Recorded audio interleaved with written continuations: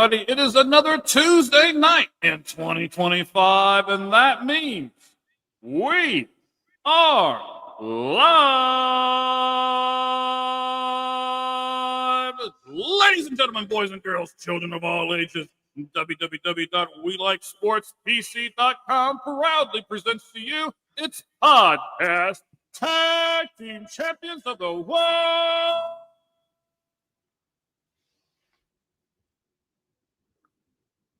The Cliquey, Mike Valentine, Babyface, Gabriel, and we are the 6, 4, 3, and out guys, and you're listening to the Sportz Truth.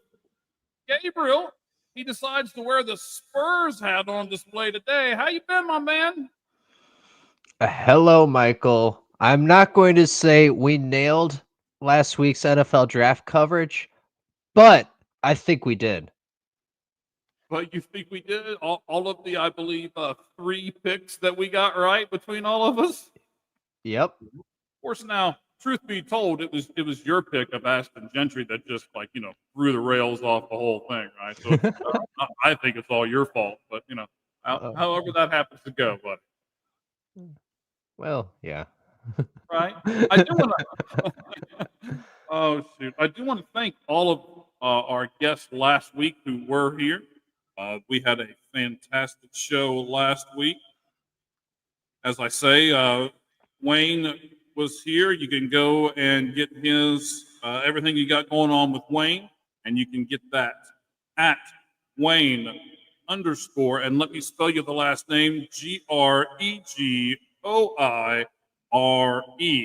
He is with Stadium Rant, a lot of other things as well. Then you can also go and get things from our other guy from Shots from the Sideline and his Twitter account, because they did so well with us last week at Shots FT Sideline on Twitter. So we certainly appreciate both of them being with us last week. It was by far our most watched show. Also got us the most views on YouTube.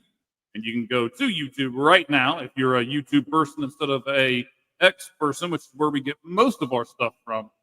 And you can go over there and just simply search the Sportz, SPORTZ, Truth, and you'll be able to find us there as well. Gabriel, before we get going too much, why don't you go ahead and give us your social medias, and then we'll get some music and all that other stuff going on. Buddy, talk to me. Yes. On X, you can see me interacting with Cheese at SportsPulse100, and you can see me sharing the beautiful content by Michael right here, some of which is also with our friends at Sportz Truth. Right. Sportz Truth PC. I'm sorry. I forget the website. All right. www.weLikeSportsPC.com. That's where we're at. That's what you were trying to say. I got you, buddy. Don't worry about it. Now, you may be saying to yourself, now that Cheese guy was there last week, and this bozo didn't even mention him. That's because he's going to be back with us this week. We'll pull him up on stage here in just a few moments, and we'll introduce him right when we do it that way. All right, buddy. Are you ready for the walk-up music, Gabriel? Yes. Let's do this. All right, let's do it. Are you ready? Good. 20 seconds start now.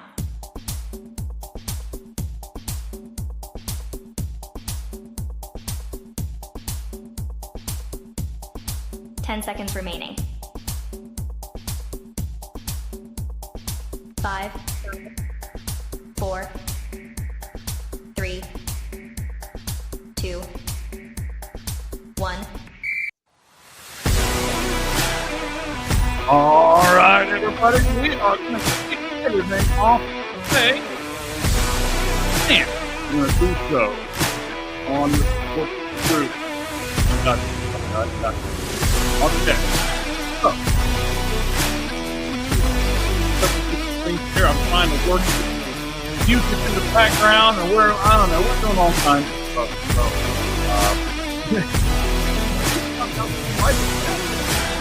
not a but all right. So, We are going to be doing an hour.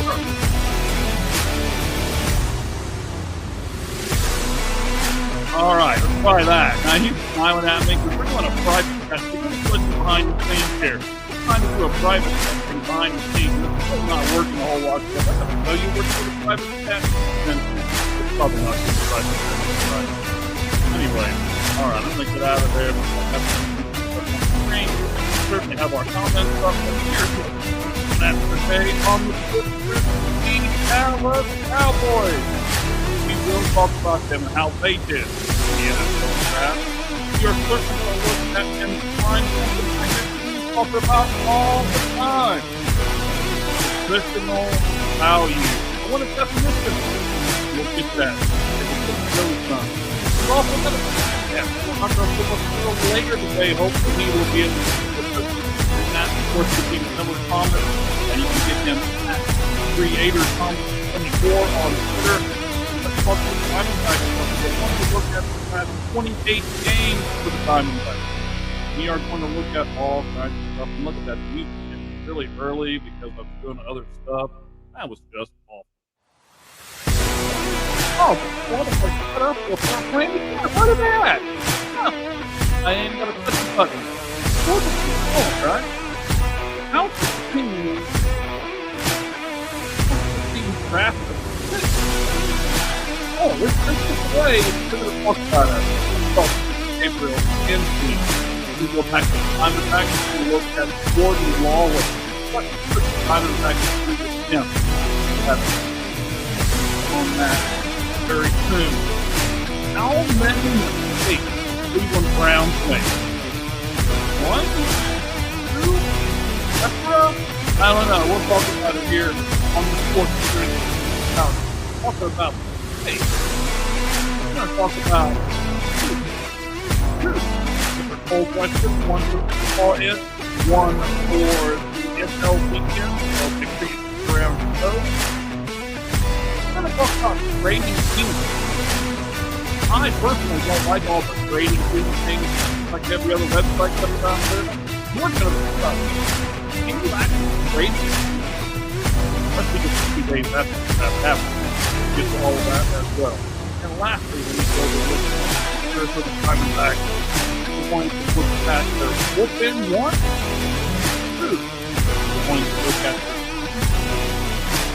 Corbin, Harris. And of course, we've got to throw 2 names out there. First and the last. I live in Arizona. He's had him on one of his prizes. And that would be Cam Academy.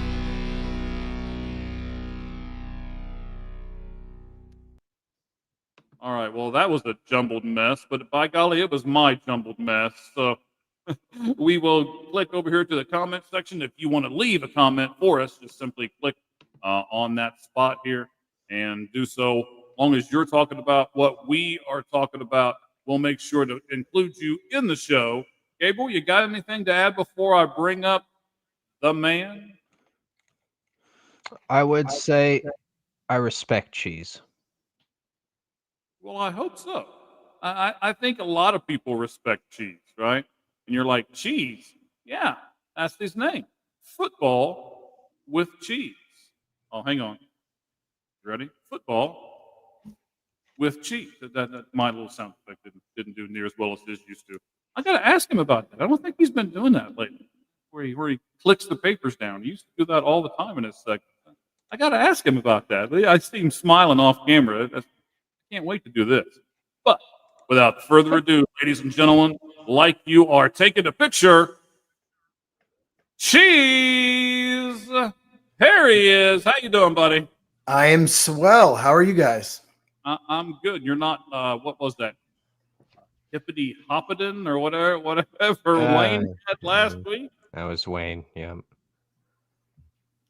So I have to ask, buddy. I know when you at least began the videos, you would have the papers that you had with you, and you could always click them on the desk. You would be like, "It's football with cheese."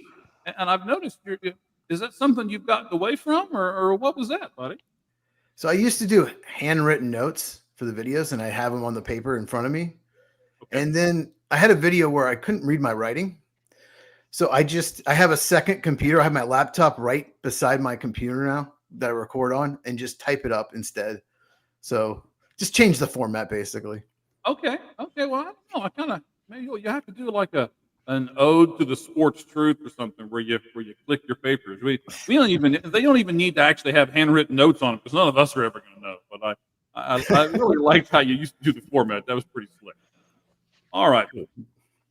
So last week, the four of us, two of you, and then Wayne, and also shots from the sideline. You guys made some picks last week, and I'm really glad that I wasn't a part of actually making the picks because I believe we got 3 of the 32 right. So, but geez, I want to say I still think Gabriel was the one that knocked us off course by that second pick that he. Well, I mean, I got the first pick right. So, and Mason Graham went 5th, and the Bears and Colts took tight ends, just not the ones that I picked for them. I got the position right, but yeah, Gabriel. Well, you know, he's Gabriel, right? So Ashton Genty going second, yeah, certainly changed the whole draft. But you know, Luther Burden, you know, I see where you're going with that. So I can't. All right. Before we get into our draft coverage, I do want to mention one thing. I'm not sure how much either of you have seen this, and I want to make sure that we talk about it for at least a moment. Some sad news here, but there was controversy as to why Saints quarterback Derek Carr did not show up for his shoulder surgery. There was a lot of rumors out there, like he was trying not to do it, he was trying to sabotage it, and things like that. I saw some Saints fans online when it first happened, where they were really upset with him. Well, it turns out, according to source that we have here, underscore ML Football on Twitter. So it's at underscore ML Football. If you don't follow them, I would really suggest that you do. So on the day of his shoulder surgery, he actually had to run his wife to the emergency room because she had a miscarriage. So he has a quote here, and I really love this quote. I want to give it to us. We'll talk about it for just a moment. We don't have just 4 babies. We have 5. One is in heaven, and we'll get to meet that other one when we all get to heaven too.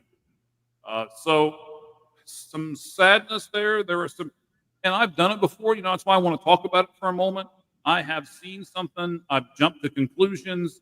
I have ridden the coattails of other people before and be like, yeah, that's got to be right. That's got to be what happened. And in this particular situation, we had no idea that this happened.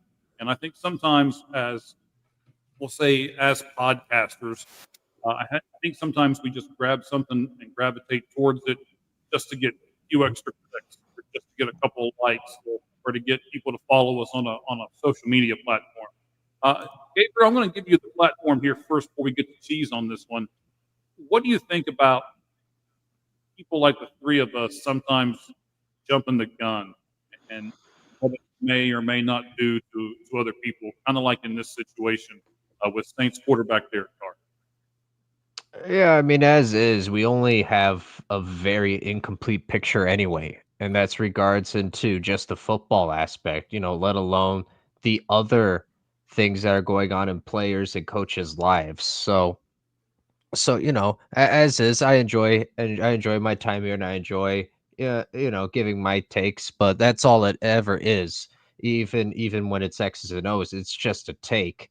And then in particular, when it then comes to something like this, it just goes to show that there's always a lot more at play here, and in this case, there's a lot more important stuff at play behind the scenes that in many instances we aren't even aware of. So can't imagine what Derek Carr and his wife are going through right now.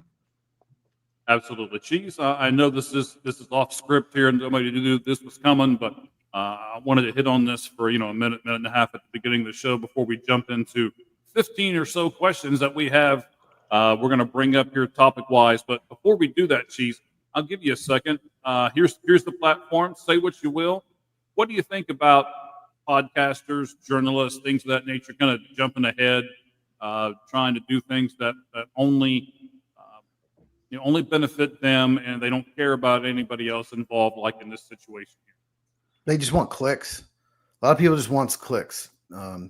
So a lot of people will jump on any rumor. That's like when I said in my video about Shooter Sanders, I really did a lot of research, and I wanted to find make sure two people said the same thing before I do it. And if I only see it one place, I make sure I mention that this is a rumor. This isn't confirmed, but yeah, a lot of people, it's all about clicks. And I did not hear about the story. I don't know the theories on him, but I can't imagine what he and his wife are going through right now. Yeah, I certainly agree. And we were talking. We were a little bit late coming on because the three of us were talking, off camera, just between the three of us, and we were talking about how we want to, lift each other up as far as podcasting networks and stuff like that go, and how we can help each other out. Jesus promoted us. Excuse me. Jesus promoted us a lot over the past few of his videos and things. So by all means, go and watch those. I appreciate the fact that he does that. We do the same back to him, and it's just building a community here, not tearing each other down. So I just wanted to kind of hit on that for a moment. We want to, myself, Gabriel, and Cheese, of course, want to wish the Carr family best, and as they deal with this tragic situation, and hopefully Derek Carr will be able to bounce back as a quarterback, as a dad, and as a person, and be better than ever once he deals with this tragedy with him and his family. Okay, so let's go to our questions here. Cheese, I'm going to give you this one first before we go to Gabriel. You talk about positional value a lot in what you do and on your videos and things. So do me a favor, because I've always kind of wondered what your take is on it. I'll get yours, and then I'll get Gabriel's. Define positional value and tell me what that means to a team who's drafting. So every position has a value. Every team is different, though, but obviously quarterback is the most valuable position in all of sports. And certain positions, like I said, not teams will evaluate different, but certain positions, it's harder to find top-end talent outside the first round, or definitely outside maybe the top 40 or 50. Okay. So when you go to draft, you have to take into consideration positional value. For example, top edge rushers, top defensive tackles, top offensive tackles make a lot more money than top running backs, top corners, top tight ends. So using a first round pick on the positions that pay the most, get the most, have the highest annual value, basically highest annual salary, is more beneficial because you get control of that player for 5 years. So it might make more sense to extend a player that's a running back or a tight end or corner, and you won't tie up your salary cap, and use draft picks on more premium positions like left tackle or edge rusher or obviously quarterback. So when you're drafting, for example, the Chargers used a 22nd pick on a running back, and that's fine. Marion Hampton's a very good player, but I'd rather have Quinshon Judkins at 36 than a Marion Hampton at 22 because the value of the position. Does that make sense? It does make sense to me. I like I said, I was just trying to get kind of a definition and where it falls, because I think sometimes we use a lot of these terms, but we don't really define what they mean to us when they use them. Gabriel, if you're a general manager and you're drafting, would you make a draft board based just strictly off of positional value, or how would you, as a general manager, kind of implement positional value into your draft board itself? Yeah, I would take something of a mixed approach, I suppose. Certainly on draft day, I definitely would. In terms of what you're asking here, yeah, you have to evaluate the players, and it's difficult because you rarely have a like for like comparison between the various levels. I mean, shoot, sometimes you'll have legitimate D2 prospects who are trying to find themselves into the NFL via the draft. So it's very difficult to compare and contrast these players. The Big Ten is very much different than playing FBS or FCS football, for example. So it's a really difficult challenge. I would say where I lean is it depends on you, on what your team needs. You know, if you have starting caliber linebackers or 5 linebackers where you would feel comfortable rotating in and out, then you know that's maybe not an area of need for you. Versus, wow, our secondary is awful, just awful. So that's kind of where I lean on that. It's dependent on team and dependent on the draft class. Right. So that's just, I mean, the positional value is important, but it's not the end all be all, right? Sheets, tell me what else that a general manager should value kind of simultaneously with positional value when they're drafting on their draft boards, live. I guess the big thing is I don't think we understand. Like, they've got just a few minutes in a room, and they've got a whole bunch of people in that room, and they're all like, "No, we should get this guy. No, we should get this guy." Then they're throwing out these terms like positional value and needs of the team and best on the board and all of this kind of stuff. So if you were in that room, Cheese, and you're organizing everything, talk to me a little bit about not just positional value, but some of these other terms that we talk about that mean just as much to the teams as positional value. Well, what I would do is say I have 200 people on my board. I would just number them 1 to 200, but I would have tiers as well. We'll just say, for example, Ashton Jeanty, Travis Hunter, Abdul Carter were in their own tier, right? So then if I'm picking and all 3 of those guys on my board, I just pick probably Abdul Carter because he has a more premium position. Or if I just have a super need at one of those other spots, then maybe I go for the need. It just kind of depends. And depends on the need and depends on the position value. But there's certain positions that teams just don't take in the first round. There are teams that will not take running backs, will not take receivers, because you can find really good running backs in the second and third round. You can find number 1 receivers in the second round. You can find starting corners, number 1, number 2 corners. But it's harder to find, elite defensive tackles, left tackles. Much harder to find them in the mid rounds. So you have to take that into consideration. You don't want to pass up a better player, but at the same time, if you always taking running backs and receivers and corners and tight ends in the first round, you're probably not going to have a great offensive line or defensive line. Okay. And Gabriel, I want to come back to you for a second because I want to compare this to baseball. When a team goes out there and plays a game, they not only analyze the team and what are the field conditions, what's the atmosphere there today. They also analyze the umpire and things as well, right? They know this umpire tends to call this a strike, and this umpire tends to call this a ball, and everything else. So when you're drafting live on these draft boards and everything, or I guess I should say, how would you calculate how the other teams are going to react? Because you just don't have to worry about you and your team and what you need and all these other terms. You also have to understand how the teams right before you and right after you are going to react. And then you react a certain way because they react a certain way. So talk to me a little bit about that, unless I've just used the tar out of you. And then just, I don't know, take your Spurs hat off and go. Oh no, the hat stays on. Okay, But yeah, gotcha. no, that definitely plays a part in it because you aren't just making a decision in a vacuum. There are others who are also trying to get better, so it definitely plays a factor. Mhm. Um, in terms of if you're actually a team preparing for the draft, I would definitely go about it in terms of going through the teams and saying, okay, what are their strengths, what are their weaknesses, what could they be potentially looking for, particularly for teams that are surrounding you, um, because that does play a difference. If you feel like they could be weak on offense and be picking an offensive position, then that should maybe weigh into account of if you have a upcoming pick of, well, we really like this guy.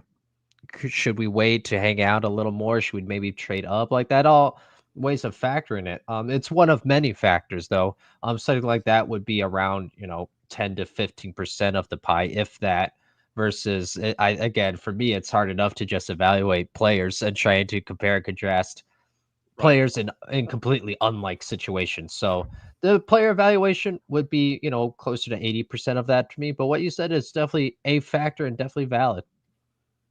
Yeah, so that's kind of my point here is that not only are you looking at which player do I pick, which player fits my scheme, who's the best on the board, but you're also looking at what is the two teams in front of me, what are they going to do next round?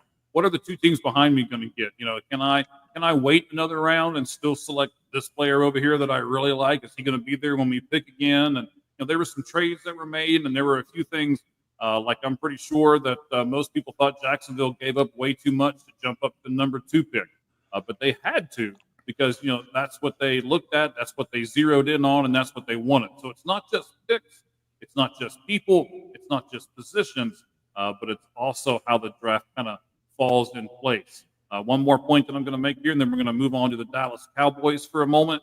But I also heard Cheese say that the Baltimore Ravens, and I'm not sure which one of his videos he said this in because I've watched a lot of Cheese videos. So he said, "Hey, the Baltimore Ravens just let the draft come to them, right? They just kind of sit back and let the draft come to them. They get a player that might have one flaw, and then they fix that one flaw, and all of a sudden they've got a whole bunch of really good players." And that's why they're one of the best run organizations in the country. So, yes, there's all kinds of different ways to do the draft, not just pick the players. Okay. Cheese, you said Dallas Cowboys had the best day 2 that you had seen in a decade. They selected 3 of your top 30 players, yet their pick in the first round was actually ranked lower by you than their picks in the second and the third round. So, in a nutshell, Cheese, give me the Dallas Cowboys and what they did with their first 3 picks, in your opinion. Well, I just pulled up my top 100. They got 3 of my top 26 players. Now, obviously, we'll go over Savon Ravel last, but Tyler Booker was their first round pick. They picked him 12th overall. He's a guard from Alabama. I really thought that was a reach. I thought they could have traded back and maybe gotten him in the late teens, maybe even early 20s. But Jerry Jones values offensive line, doesn't matter if it's guard, center, or tackle, as much as anyone. He'll use first-round picks on interior offensive linemen more than any team. And they lost Nick Martin. He retired. So they had a huge hole at right guard. And they want to run the football, and he's a great run blocker. He just didn't have the best workout, so I had him 26th. And then Donovan Ezaraku, maybe I was aggressive on him. I don't know, but I had him 17th. He's a pass rusher from Boston College. He is undersized, but he has unbelievable length. He has multiple moves. He has a terrific counter move.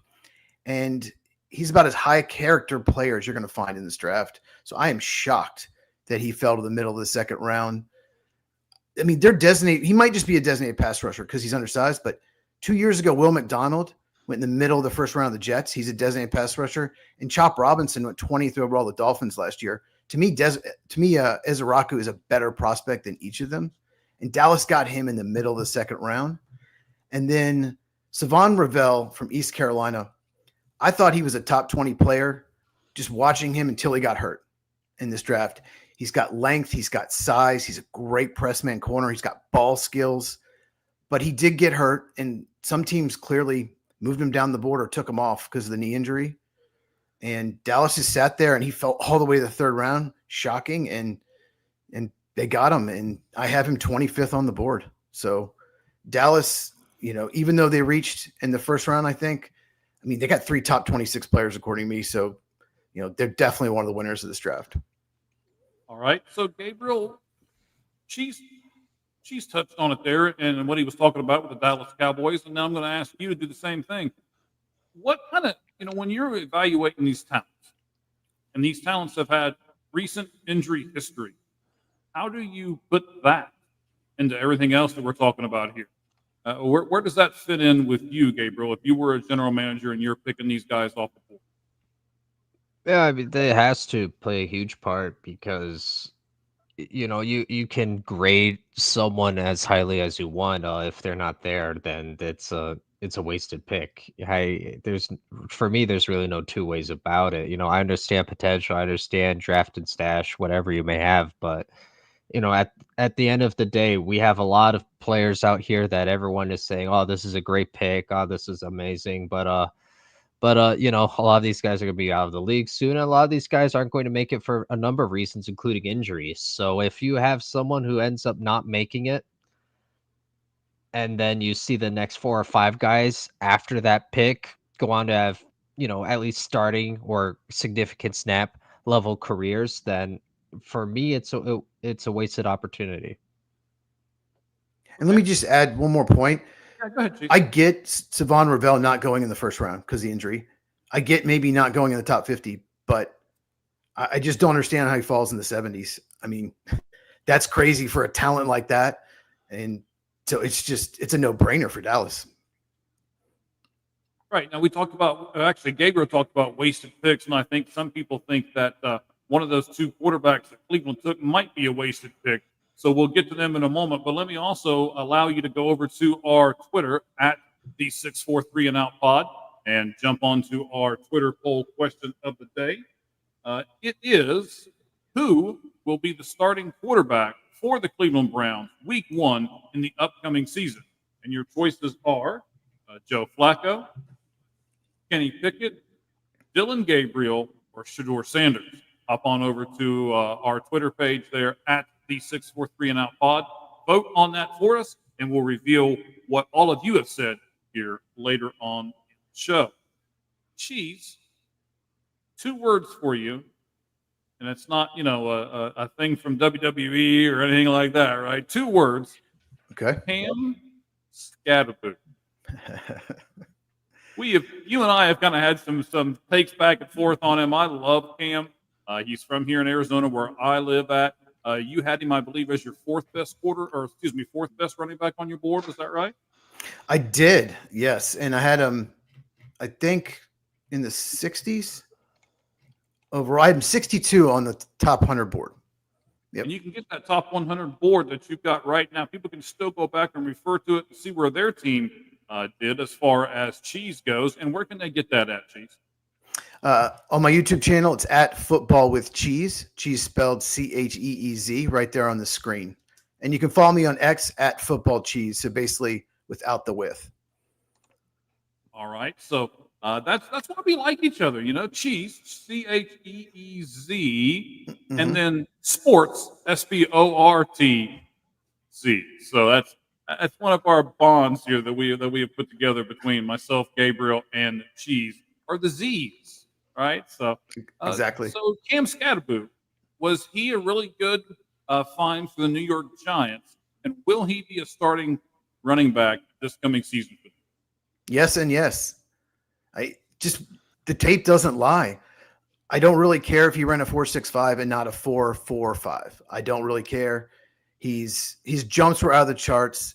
He runs people over. He's unbelievable receiving back.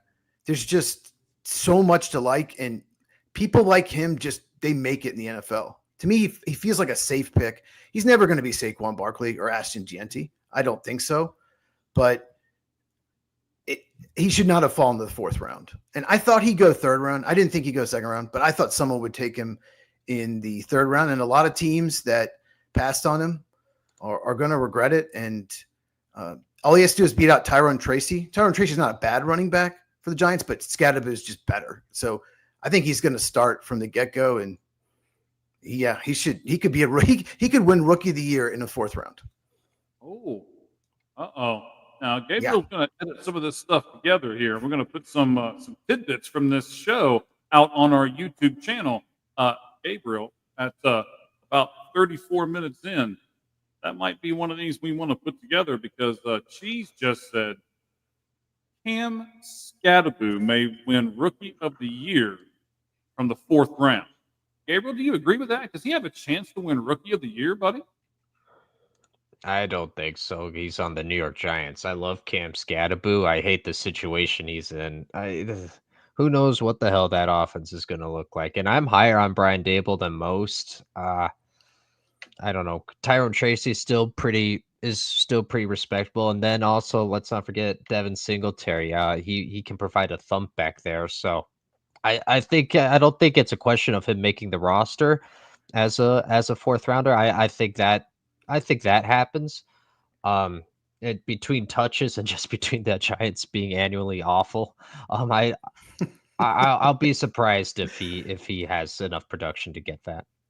I don't know the odds in Vegas. I know that Genti's probably the highest odds, but Scadville probably isn't even the top 20 for odds. So, I mean, he's worth, that's who I'd bet on if I bet, but I don't bet. But the funny thing about rookie of the year is if Travis Hunter wins both offense and defense, that'd be crazy.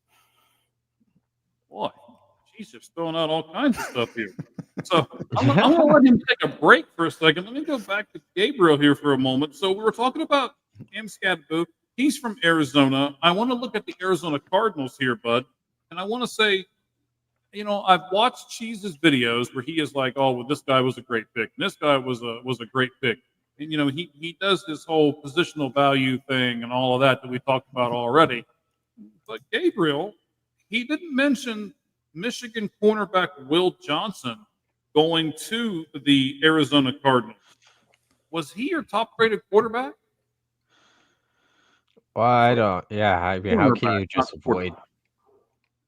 Oh yeah, I always knew what you meant. One is allowed a Freudian slip every now and then. But yeah, I don't know how one, and by one I mean Cheese. How can one ignore the great state of Arizona like that? It's unfathomable to me. But either way, yeah, I mean, I like Will Johnson a lot, and I've made it clear. I understand Wayne last week had Travis Hunter as the highest graded cornerback last week for this draft. I'll have to see it to believe it. I think we saw what others think of Colorado and their level of play against the level of competition that they had, particularly in the back half of the Big 12. They kind of lucked out with a lot of injury luck, a lot of injury fortune. And by that, I mean, they weren't facing teams that are that good anyway. And then those teams also had a couple of key injuries. So for me, the jury is 1,000% out on those Colorado players anyway.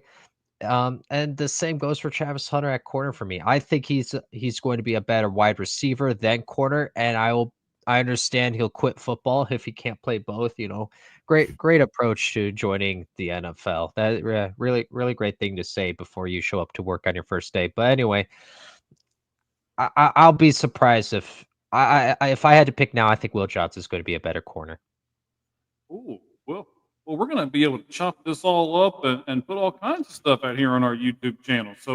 So Gabriel just said that he thinks there's a good shot that Will Johnson, cornerback, Michigan, who is now with the Arizona Cardinals, who they got in the second round, could be a better cornerback when it's all said and done than Travis Hunter, who went number 2 in the first round. Cheese, agree, disagree? Where do you want to go with this? Well, here's the thing with Will Johnson, okay? So he's had a turf toe injury throughout his Michigan career. He's coming off a serious knee injury, which has been flagged by teams. And he had a hamstring injury, so he could not work out. So that is a lot of red flags there. You want your player to be healthy. You want him to have a long career. And that's just a lot of issues. So I don't think he'll be better than Hunter, but they're different corners. Johnson's about 6'2". I think he's a better man coverage corner than Hunter, but not as good of a zone corner. And he's probably a little bit better like technique. He looks very fluid out there, very natural. Will Johnson does. And Hunter has better ball skills, and he's probably better tackler. Will Johnson just does not want to tackle. He has no interest in it whatsoever. That's the thing that concerns me the most. But, if one for the injury, he would have gone probably top 15. But all those injuries, it's a big risk. But I get why they took the chance. Now, I also want you to touch on one of the things that Gabriel touched on earlier, which is Travis Hunter and the fact that he kind of mouthed off like Shador did, right? And coming out of that Colorado Deion Sanders spot there, is the attitude of Travis Hunter make a difference to you, or do you just look at it and say, well, he's got so much talent, I'll fix the attitude? I don't think he necessarily meant that, because here's the thing with Hunter. He's not going to play both ways every game, every snap for his whole career. I think after 3 or 4 years, he's going to have to pick. And I didn't see any attitude issues with him. I didn't read any. There was no reports that there were any issues in the locker room, that there was any character issues.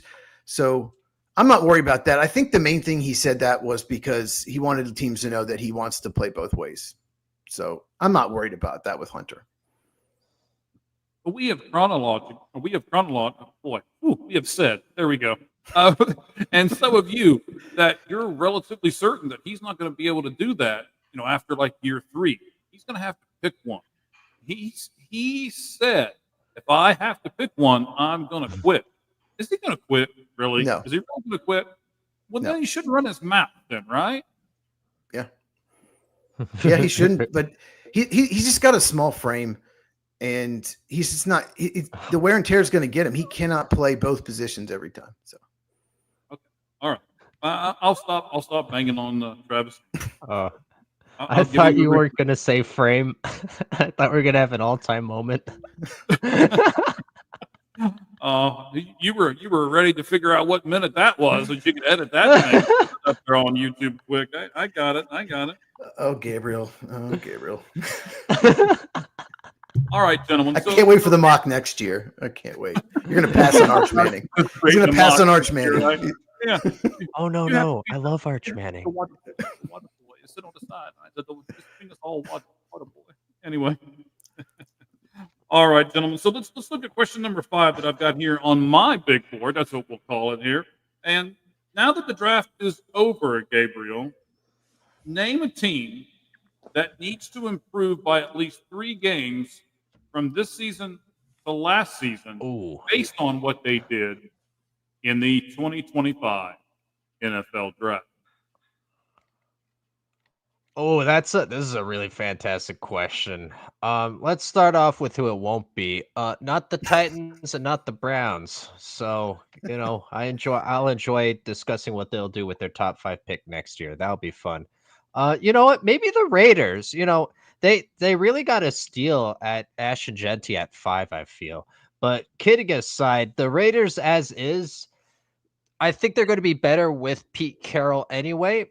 And this is a team where I think that, listen, they still have holes.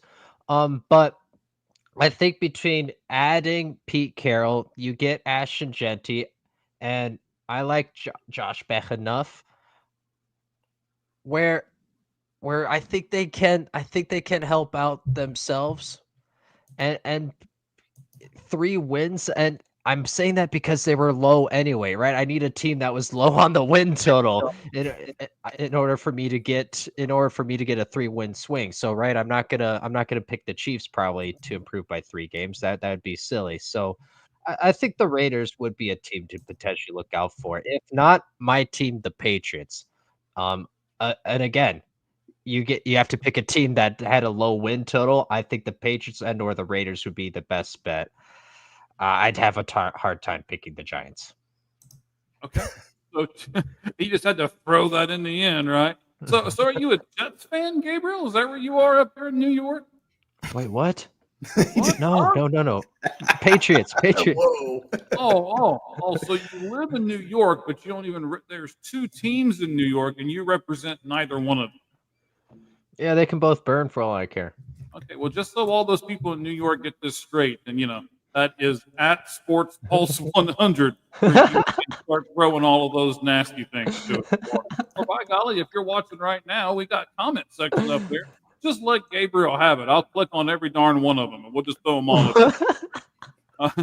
Cheese, let me ask you the same question. Based on the 2024 draft, give me a team that you think now has to improve by at least 3 games because of what they did with those 2025 draft selections. I kind of have 2 in the same division, so I'm going to do 2. Is that cheating? Okay. No, it's not cheating. It's Well, I think- fine. Well, I wasn't going to say Giants. Don't worry. Absolutely not. No way. So Atlanta Falcons really needed pass rush and needed defensive playmakers. They drafted 2 in the first round. So they don't have any more excuses. For years, their defense just had not been a great defense. So they went after Jalen Walker. They got James Pierce Jr. So no more excuses. They need to, even though they have a young quarterback, they need to improve and compete for the division. And also the Carolina Panthers drafted Tedder McMillan, got Bryce Young another weapon. It's year 3 for Young. He's got to show that he was the first pick, and they improved their pass rush. They got Nick Scourton in the second round, and they got Gabriel's boy, Prince Umamilan.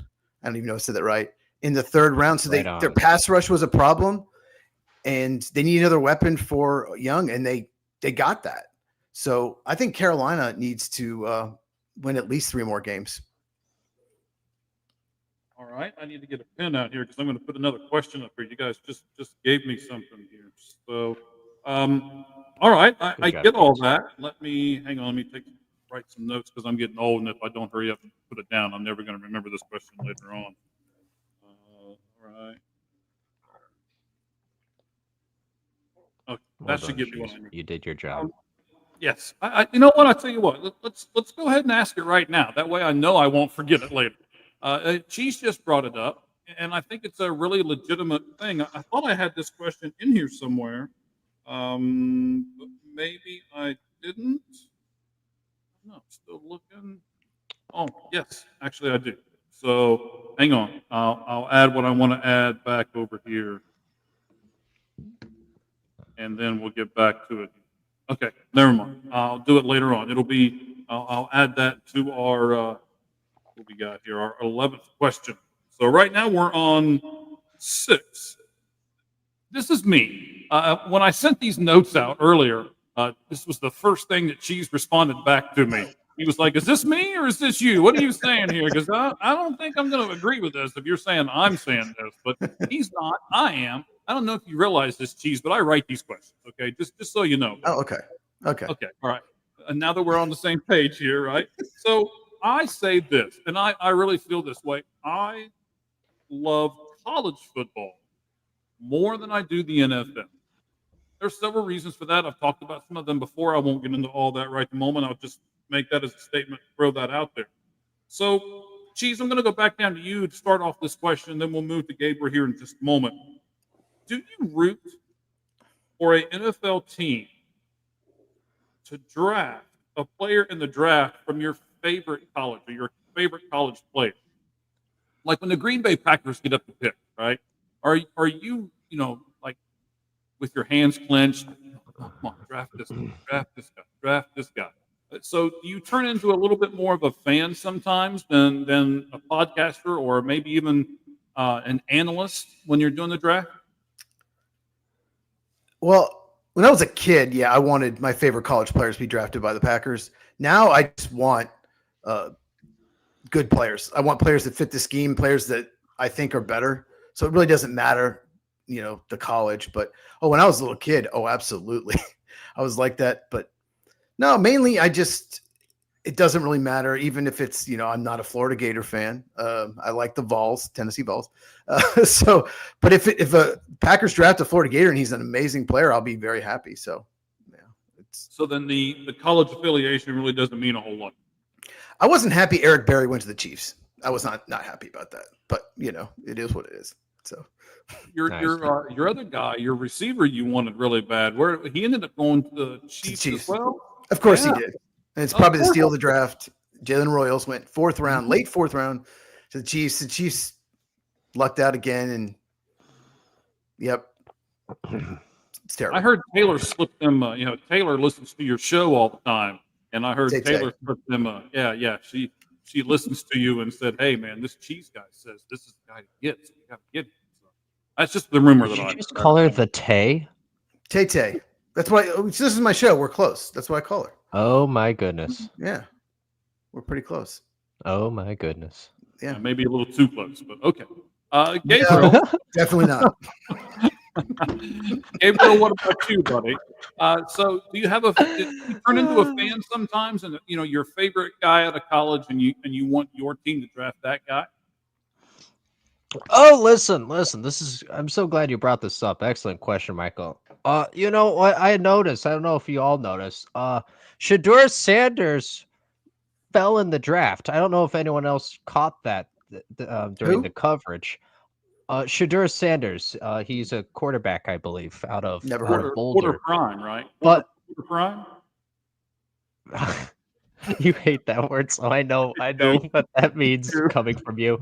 But do you know who got drafted above him? The guy who introduced himself repeatedly. You know, a certain Mr. Ty Robinson in the fourth. He got drafted by the Eagles. Coincidence? I think not. So yeah, it's something I pay attention to.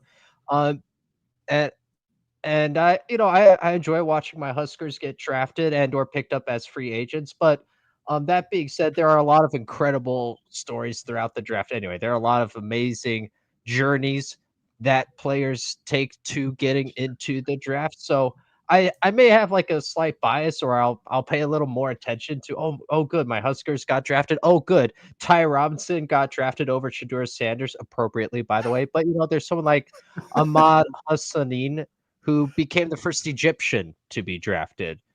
So like there are a lot of amazing stories like that as well. So it's something I love to pay attention to, and spin my way however it pleases me. But yeah, everyone from the drafted, Mr. I almost call him Mr. Unforgettable, but we'll leave it at that. Mr. Mr. Relevant? Irrelevant and Yeah. yeah. Mr. Irrelevant and undrafted. There are a lot of amazing things to continue to keep track of. Right now, it's all about making that 53.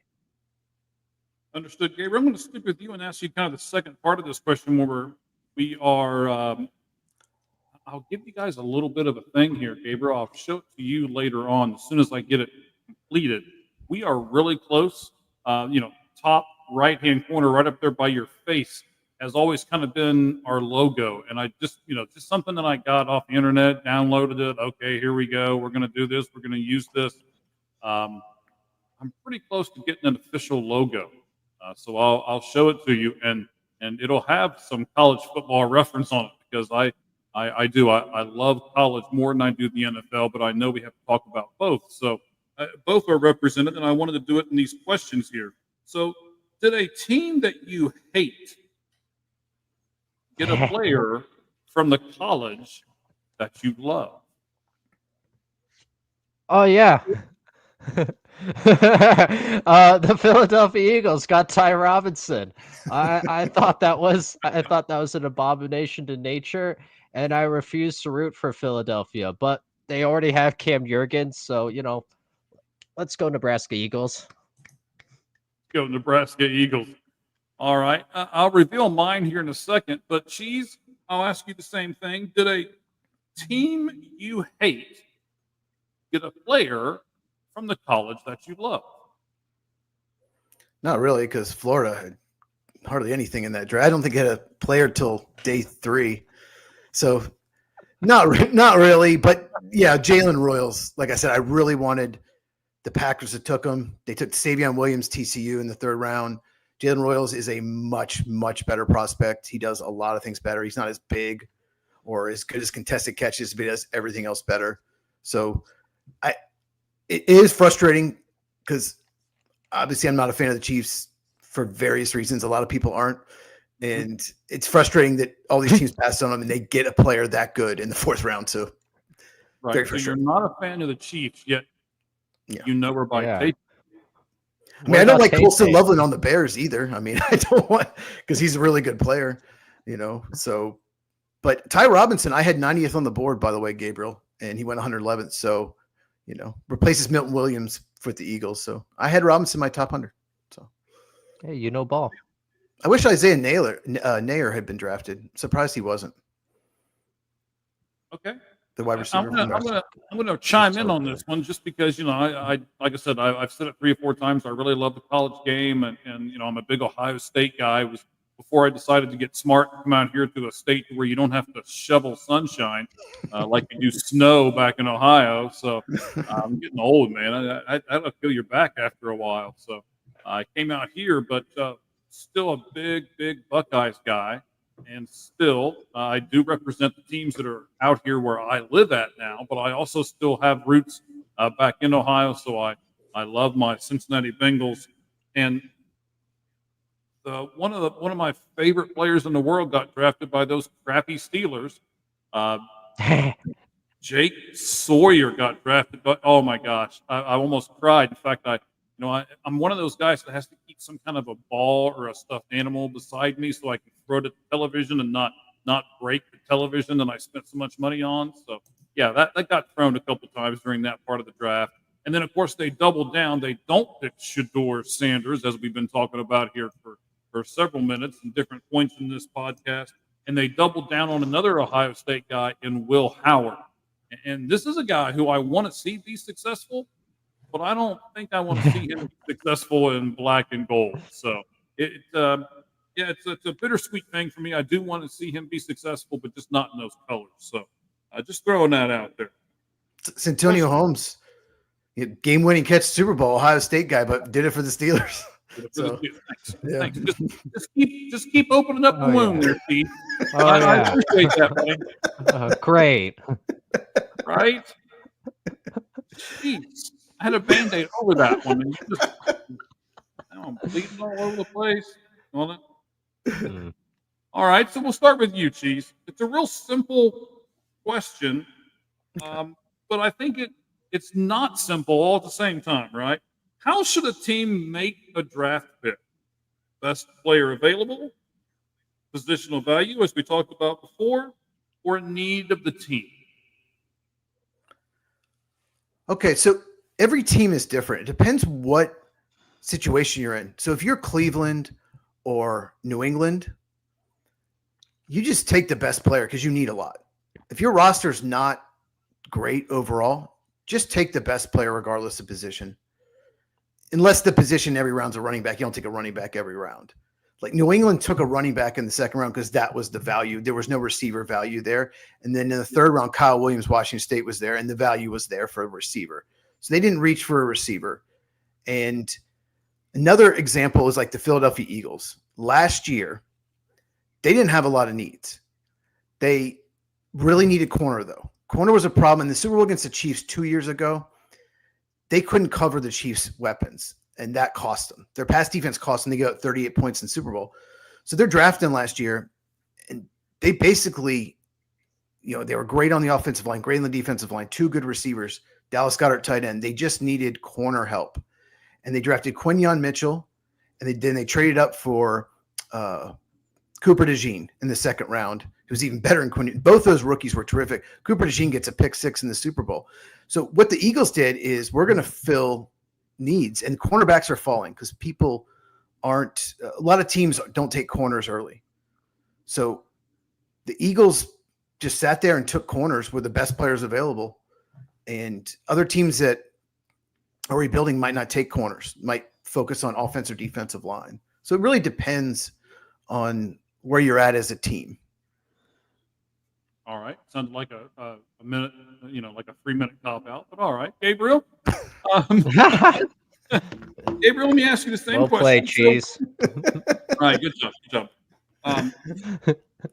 You still picked Ashton Gentry number 2. Okay. You're never going to live that down. Anytime you're winning any kind of argument, we're just going to all go, you picked Ashton Gentry, and then we're back on top. I stand by that, though. Okay. Well, maybe you should sit by that. I don't know. No. How should a team make a draft pick, Gabriel? Best player available, the positional value that we talked about earlier, or need of the team? And by the way, before Gabriel goes into his, the next thing we're going to talk about is that Twitter poll question: who will be the starting quarterback for the Cleveland Browns day 1, week 1 of the upcoming NFL season? Go to @the 643 and out pod and cast your vote. Go ahead, Gabriel. Yeah. I mean, you have to go by team need more than anything else. I mean, if this draft had, 6 first round caliber quarterbacks, and you're New England with the number 1 overall pick, you still can't draft a quarterback. We already have Drake Mays, so yeah. To me, it's fun that people like Cheese do what they do and grade out all the players, but it doesn't mean too hell of a whole lot if there's already a certain position that's pretty solid, pretty filled, and someone who's maybe a little lower on the board is available, but that's the position that they really, really need, and he's serviceable, has starting level potential. So that's just how I view it. Okay. And then there's no real wrong answer to it. That's why I gave you guys three different things to choose from. So yeah, I totally understand. Each person, just like each GM, just like each team, is going to want to build that draft pick in different ways, different times, different rounds. All that kind of stuff. So yeah, just that's just kind of the point that I was making. So question number 8, I'm going to ask both of you, and then we're going to go to the nation, and we're going to see what they chose as their response. So here we go. Gabriel, I'll start with you. Who will be the Browns' starting quarterback in Week 1 of the 2025 NFL season? Will it be Joe Flacco, Kenny Pickett, Dylan Gabriel, or Shador Sanders, sir? Which one would you choose of those? I don't I don't know, and they don't know.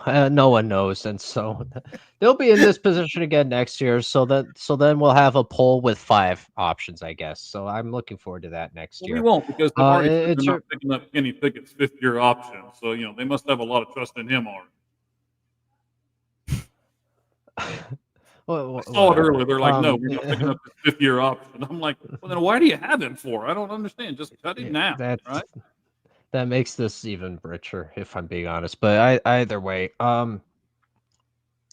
yeah, listen, I'm rooting for Joe Wacko Flacco to get the start. If not, then then him coming off the bench and you know saving an otherwise undeserving franchise again would be awesome, in my opinion. In terms of who actually gets the start, I guess it's an open QB battle. I don't know. If I had to pick now blindly, I think Pickett might edge everyone out, but good.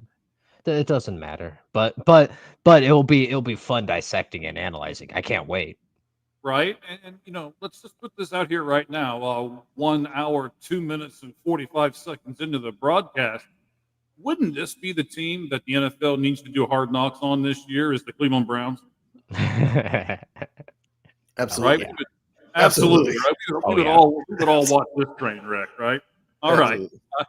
Absolutely. Cheese, let me give you those 4 guys Yes. again. Starting quarterback Week 1 of the 2025 NFL season for the Cleveland Browns: Joe Flacco, Kenny Pickett, Dylan Gabriel, Shador Sanders. Or which one would you pick? And then we will reveal the results of our Sportz Truth Twitter poll question.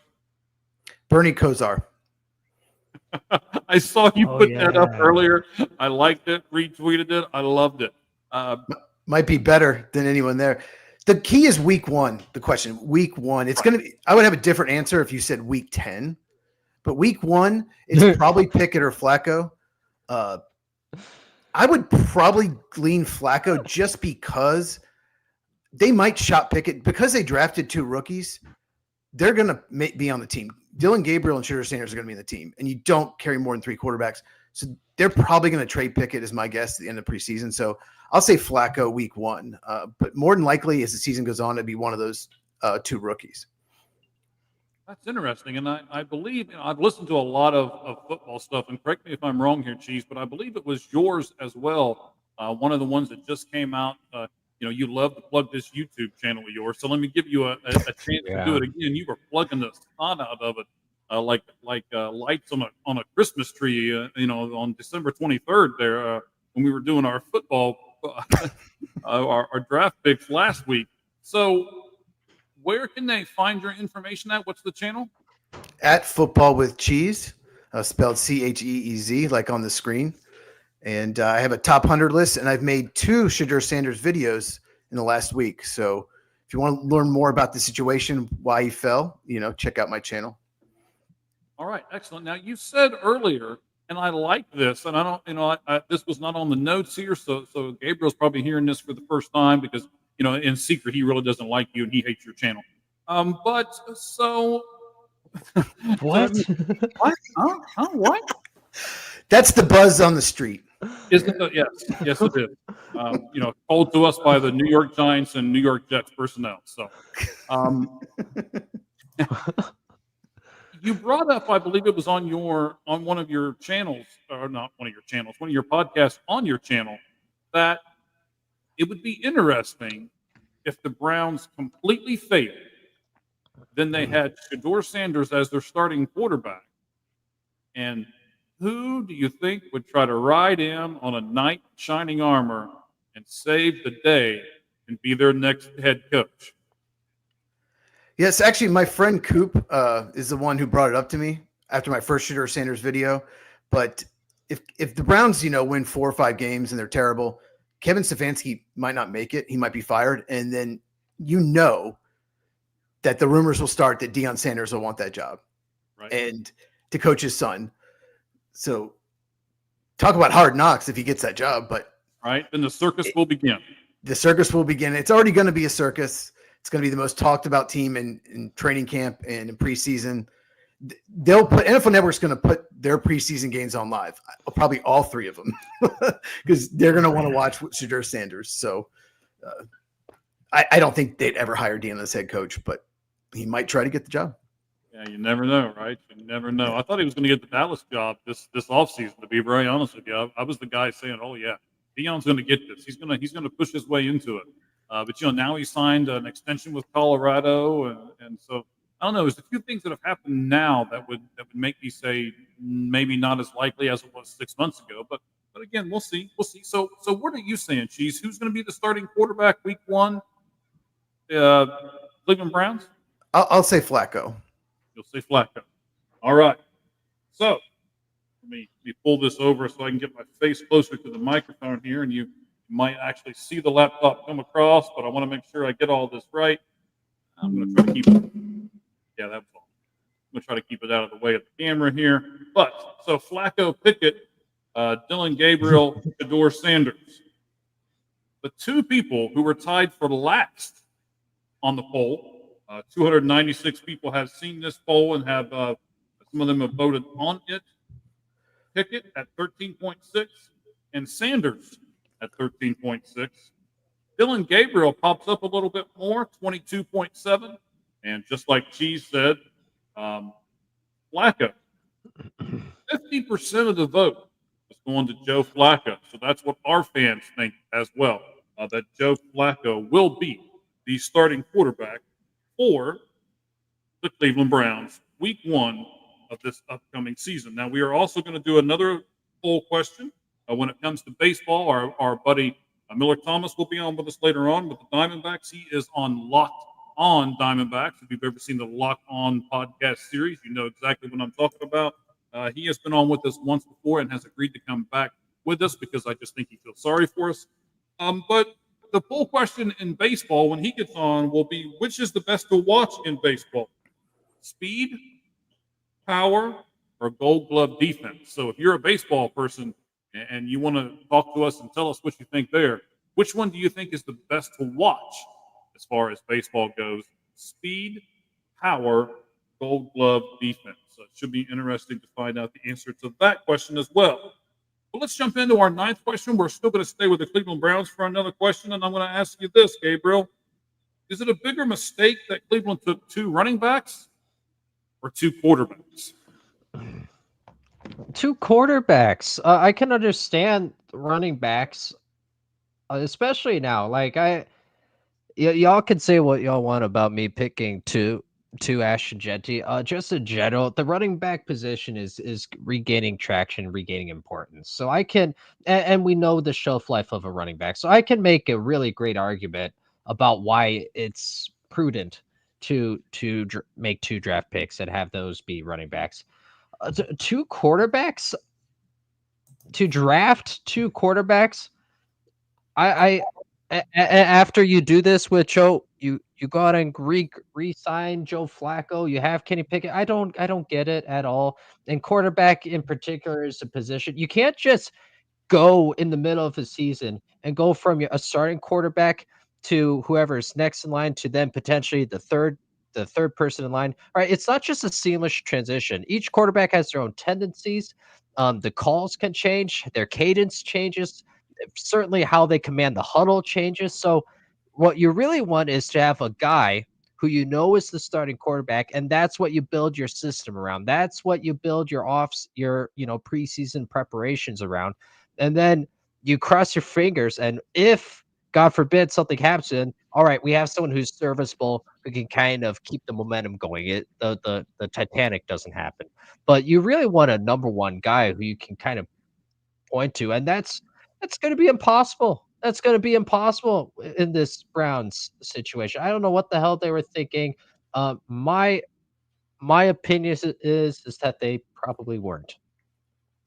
That they weren't even thinking. Mm-hmm. All right, Cheese, what do you think? Is it a bigger sin that they chose 2 running backs or 2 quarterbacks? And before you speak, I want to make sure everybody understands this. They had 7 picks in the draft, 7, and 4 of them were taken by 2 positions: 2 running backs, 2 quarterbacks, and then 3 other positions. So, what do you think, buddy? A bigger faux pas, running back or quarterback? I'm sorry, I didn't mean to interrupt you. No, you're fine. I just pulled up the draft, and they took Harold Fannin Jr. in the 3rd round, and he's too small to play tight end. He might be fullback, so they might have used 5 of their 7 picks on a fullback, running back. Wow. So, but Gabriel, your Spurs have to fall off. I agree with Gabriel. I agree with everything Gabriel said. Obviously, they didn't love Shedeur Sanders, or they wouldn't have used a 3rd round pick on Dylan Gabriel. So they had Dylan Gabriel higher on their board. My guess is they just thought, just in case, let's just take Shedeur Sanders. Maybe he works out. But the value they got for running back was terrific. I mean, Quinshon Judkins, that's where I thought he'd go early 2nd round. And they have Jerome Ford. And you add Dylan Sampson was a steal in the 4th round. So what a great running back room. They probably didn't plan on drafting more than 1 running back because they have Jerome Ford and they took Quinshon Judkins. But, pick 126, Dylan Sampson is still available. You have to make that pick. He's just too good to pass up. So, yeah. So then that falls back in line with what we were talking about earlier with, best on the board, right? Best player available no matter what position he is, especially if you're in the Cleveland Browns situation where they're not a very good team. Cheese, you mentioned this earlier. You need so much help. You just pick up the best available player on the board and cross your fingers, right? Exactly. They have 2 first rounders next year, and Jacksonville, they might not be any good. They could have 2 top 10 picks next year. Yeah, we'll get to Jacksonville in a minute. Actually. Yeah. So they're set up next year, and Mason Graham was a great pick, 5th overall. Defensive tackle, we talk about positional value. It's a very important position, and I love that pick. Yeah. I agree with their whole draft pretty much, except for Shedeur Sanders. All right. So that's what I was going to ask both of you, and then I'll close out the Cleveland Browns talk with this. When they chose Shedeur Sanders, Cheese, help me out a minute here, or Gabriel, one of the 2 of you, because I don't know it. I don't have it in front of me. What round, what pick did they take Shedeur? When they chose him there, was that the best person on the board? Gabriel, you can start with Cheese if you want. Well, he was the 5th round. If you want, isn't it? He was 5th round, 144th pick. Was he the best player on the board on the field? Yes, playing on the field he was, but he was not the best prospect on the board because of all the other stuff. Not the best prospect. Correct. I just wouldn't have taken him. They already took Dylan Gabriel, and I just don't want all that stuff, all the extra that comes with him. And he's basically a backup.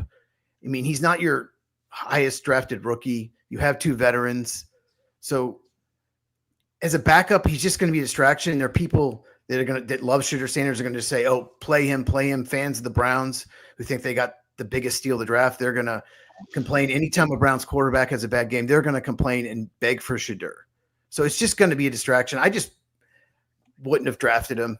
I don't want the mess in my franchise. Right, and I'm going to say it. You said it a little bit on the second Shedeur Sanders video that I watched. Every African American Cleveland Browns fan is going to want Shedeur Sanders because they're going to make it about race, and we all know they are. So I'll throw that out there and wait for the hate mail from all the African Americans, but it's 100% true. As soon as whoever they pick as their starter does something wrong, they're all going to be clamoring for him, especially those that are that particular race. All right. Cheese, I'm going to start with you on this one because it's kind of the question's more kind of centered towards you, and then we'll bounce off of it and throw something Gabriel's way here right along with it. I noticed that you don't give any actual grades. I'm going to ask you, why is this? A lot of different, every website I turned to was, every team and what grade they got, and every pick and what grade they got for that. And they were grading and grading and grading and grading and grading. Man, we've only been done with the draft for just a few days. Why did you not grade people? Because it's just stupid to grade now. You wait 3 and 4 years from now. Obviously, teams look better than others, and the people that grade, they're probably going to get more right than wrong. When you go away from consensus, analytics show when you make picks, like Green Bay took Anthony Belton, offensive tackle, NC State 54. He was 97 on consensus.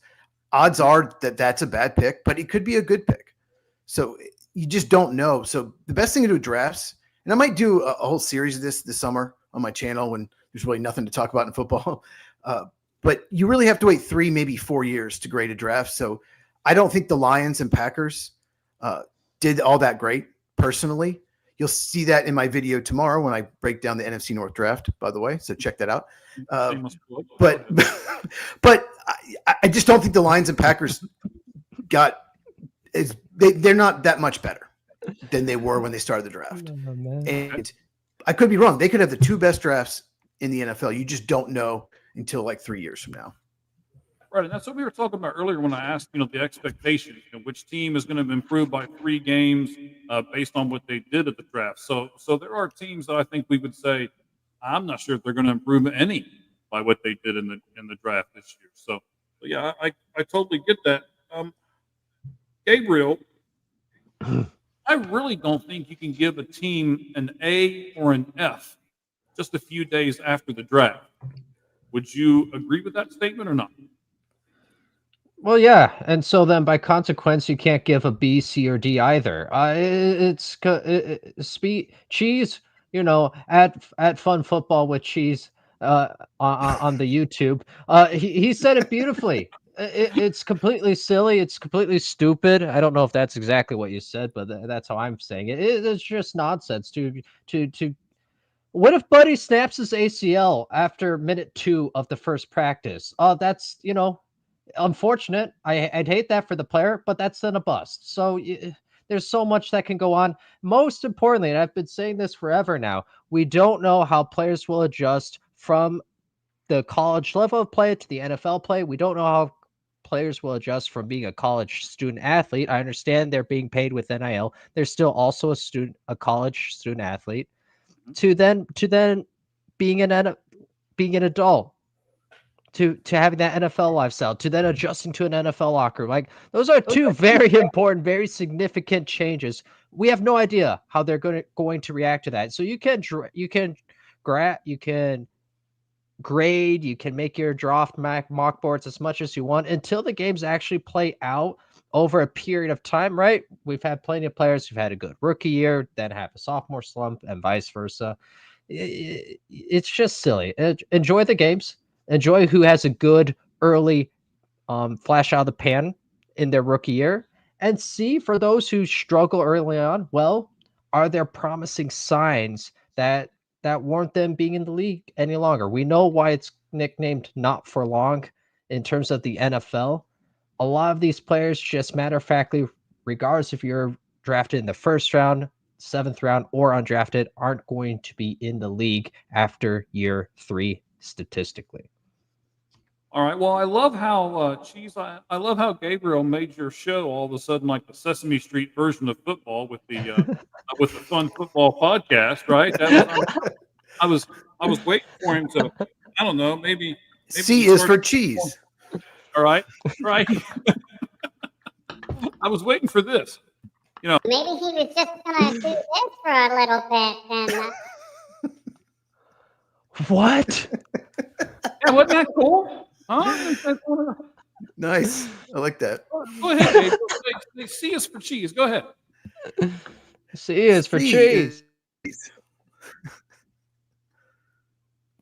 No, I guess it doesn't do it for anybody but me because I'm the one that's Guess been not. here. I forgot that was really Oh. stupid to me, but I'm not cool that's enough. okay. I'm just not cool enough. Yeah, it makes sense. All right. Tried to do it a little myself, but it didn't come out. Let me read a little bit here.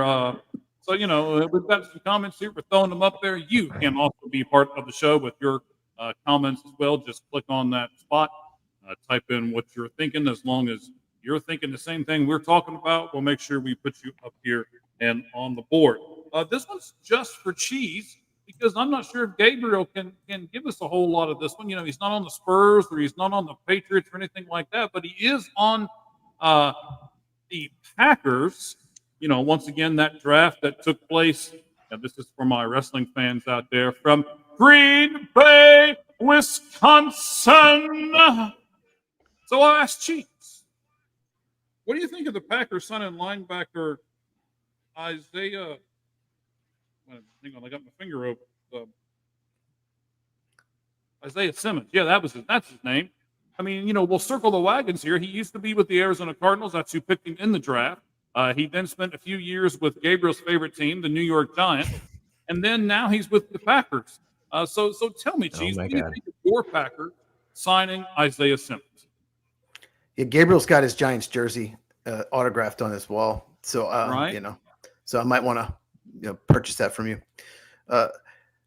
So the Packers, the Packers, I thought they drafted a linebacker because they only have 5 on the roster right now. So this is about depth. They didn't draft a linebacker. They only signed 1 undrafted. So I don't even know if he'll make the team. But it's about special teams. He's not going to start. Maybe if there's some injuries, he could be maybe nickel linebacker in coverage. But this is just about depth and special teams. Obviously he didn't work out as a first round pick, but he's very gifted athletically. He'd be he'd be good on the punt coverage. So you think there's a role for him at least on the Packers? Yeah, they only have 5 linebackers on the roster now. It's 7, but all he has to do is beat out the guys at the bottom, and he'll have a role in special teams. All right, sounds good. Gabriel, I'm going to ask you this question, then we'll ask Cheese the same question. Where will Amari Cooper end up by the beginning of the season? What team is he going to sign? As we kind of move away from draft a little bit, we're going to do some general football questions here for the next few moments. Yeah, I don't know, and I don't understand why I don't know, because I thought he had a good showing of himself as of late. I think Amari Cooper is someone who gives you that, that wide receiver 1 type of production. I understand not all the time, and he's not quite in his prime the way that one would necessarily like, I suppose, but very good, and is more importantly doesn't have that typical, quote, diva mentality of a receiver.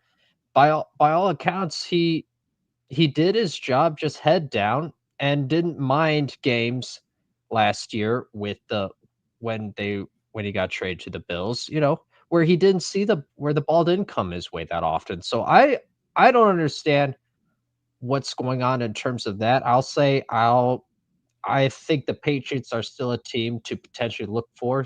They have Stephon Diggs, and they addressed it a little bit in terms of the draft. On offense, they went heavy on offense. The Pats did. I still think there's a space for the Pats, and they have the cap, the cap room in order to pull off something like that. All right. So, Cheese, where is the team that would be interested in Brown because they didn't draft a receiver in the draft? Name me one of those teams. G. Well, as far as Cooper goes, a lot of times when veterans like him are free agents, it's because they want to get paid like number 1 or 2 receivers. Mm-hmm. And his play has declined some. He's just not that good anymore, but he should be on a roster. He's good enough to be, on a roster, but it might be about money. And I think Dallas Cowboys would make sense.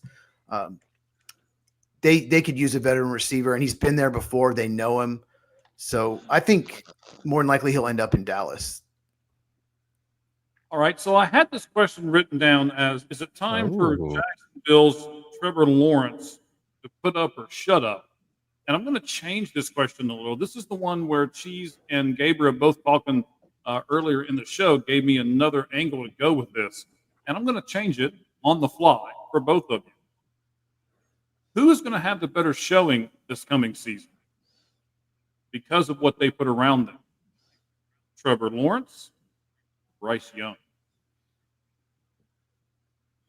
Gabriel, I'm going to start with you. Oh my Trevor God. Lawrence, Bryce Young. Who's Yeah, gonna let him have go the- first. Let him go first. What? Yeah, what would I prefer? A kick in the private areas or, a punch from a UFC fighter? I don't know. Like both sound like terrific options. Punch you. This is this is I don't know what you want from me. Let me tell you, the one thing that the Browns did well was Hang on. acquire While you next year. talk for a second, I'm going to set these headphones down and walk away. I've got a cat trapped in this room, and she is making me nuts. So let me let this cat out of this room real quick, and then I'll be right back with you. All right? So you keep talking, sir. I'm sure it's going to be mesmerizing. Go ahead. It's probably Jordan's spirit animal, if I knew any better. But yeah. So Cheese, this is good. This has been a long time coming anyway. So I'm glad you're here to enjoy this. Yeah. The Browns they did the smart thing. They have that Jags pick. A good thing. It's going to be a very high draft pick. I'm not too optimistic that the Jaguars are going to figure things out and right the ship. So Trevor Lawrence, and that's falls square on Trevor Lawrence. A lot of people have been making excuses for him. Nothing personal, but I understand the team around him at times hasn't been good, and certainly the head coaching situation has been a mess and a half. That being said, stuff that has been within his power, he just has fallen short on the job with, and that's just a fact. I'm sorry. So I don't think Trevor Lawrence is going to have a good year. And then Bryce Young. Well, I remember the 1 game and a half where Andy Dalton came in and kind of showed that there is a little potential. Now, granted, Bryce Young did play better toward the later half of the year. I have to give him that credit. It's not enough for me to say, oh yeah, the Carolina Panthers are also going to figure it out. So, my final choice, locking it in. Choice C, neither. You were trying to do the football with cheese there with the sound effect. I know it's what you were trying to do. Only certain people would get that cheese. Only the ones that have been with you since the beginning, buddy. But that's okay. Maybe they'll. I should have had the papers ready. Should have had them ready. To the beginning and watch them all. Right? I'm sure your YouTube channel, which is what is it called again? At Football with Cheese. Oh, it's Football with Cheese. I didn't realize that from the other 10 times you plugged that so far during this show. At Football with Cheese, CHEZ, on YouTube. Can you please spell it for us too? Yeah. It's not enough. Check it out on YouTube. Plug, play, spell, the whole 9 yards, right? The Panthers just need prayer. That's hilarious. Spirit animals or something or other there. So I don't really know. All right, buddy. So what do you think? Who's going to have the better season because of what they put around them? Trevor Lawrence or Bryce Young? Well, both got big-time receivers in the draft. Obviously, Travis Hunter to Jacksonville and Tedder McMillan to Carolina. Mm-hmm. So that's a tough call. So let's talk about Trevor Lawrence. He had a stretch a couple years ago, maybe 5 or 6 games, where it looked like he was finally living up to the number 1 overall pick.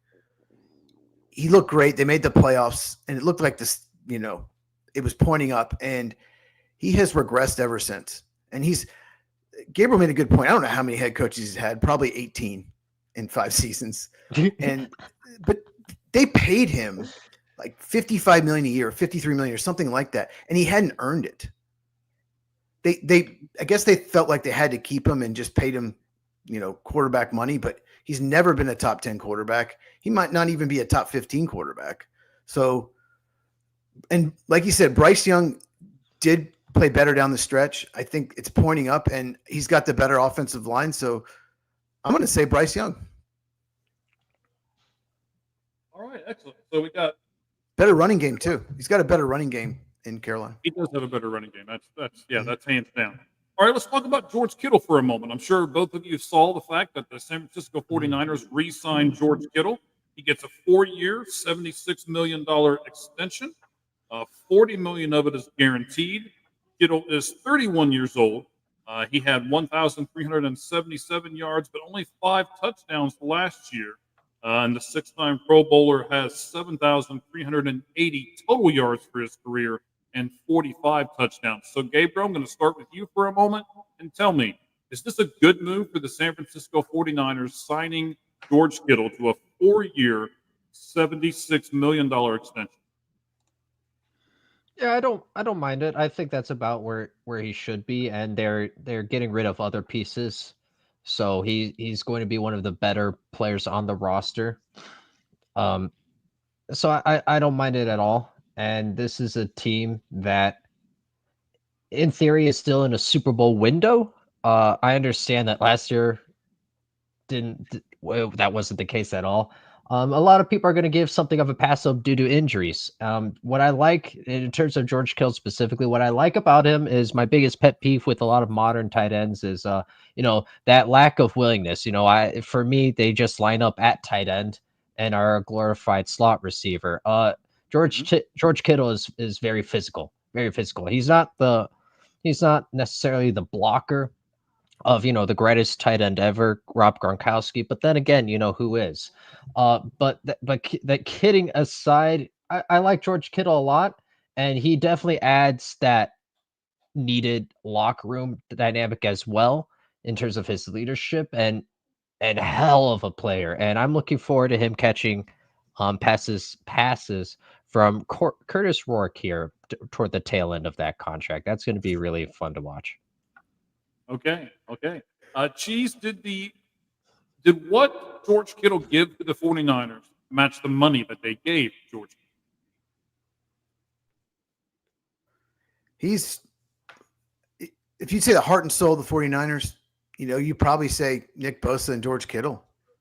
And Gabriel mentioned he's not Gronk as a blocker, but he's actually a pretty good blocker. He'll do everything. He's got a great feel for zones. He could get open. He was a 5th round pick in 2017. Absolute steal. And if you think about it, like, who are the best tight ends in the league? It's just not a strong position right now. He's a top 5 tight end.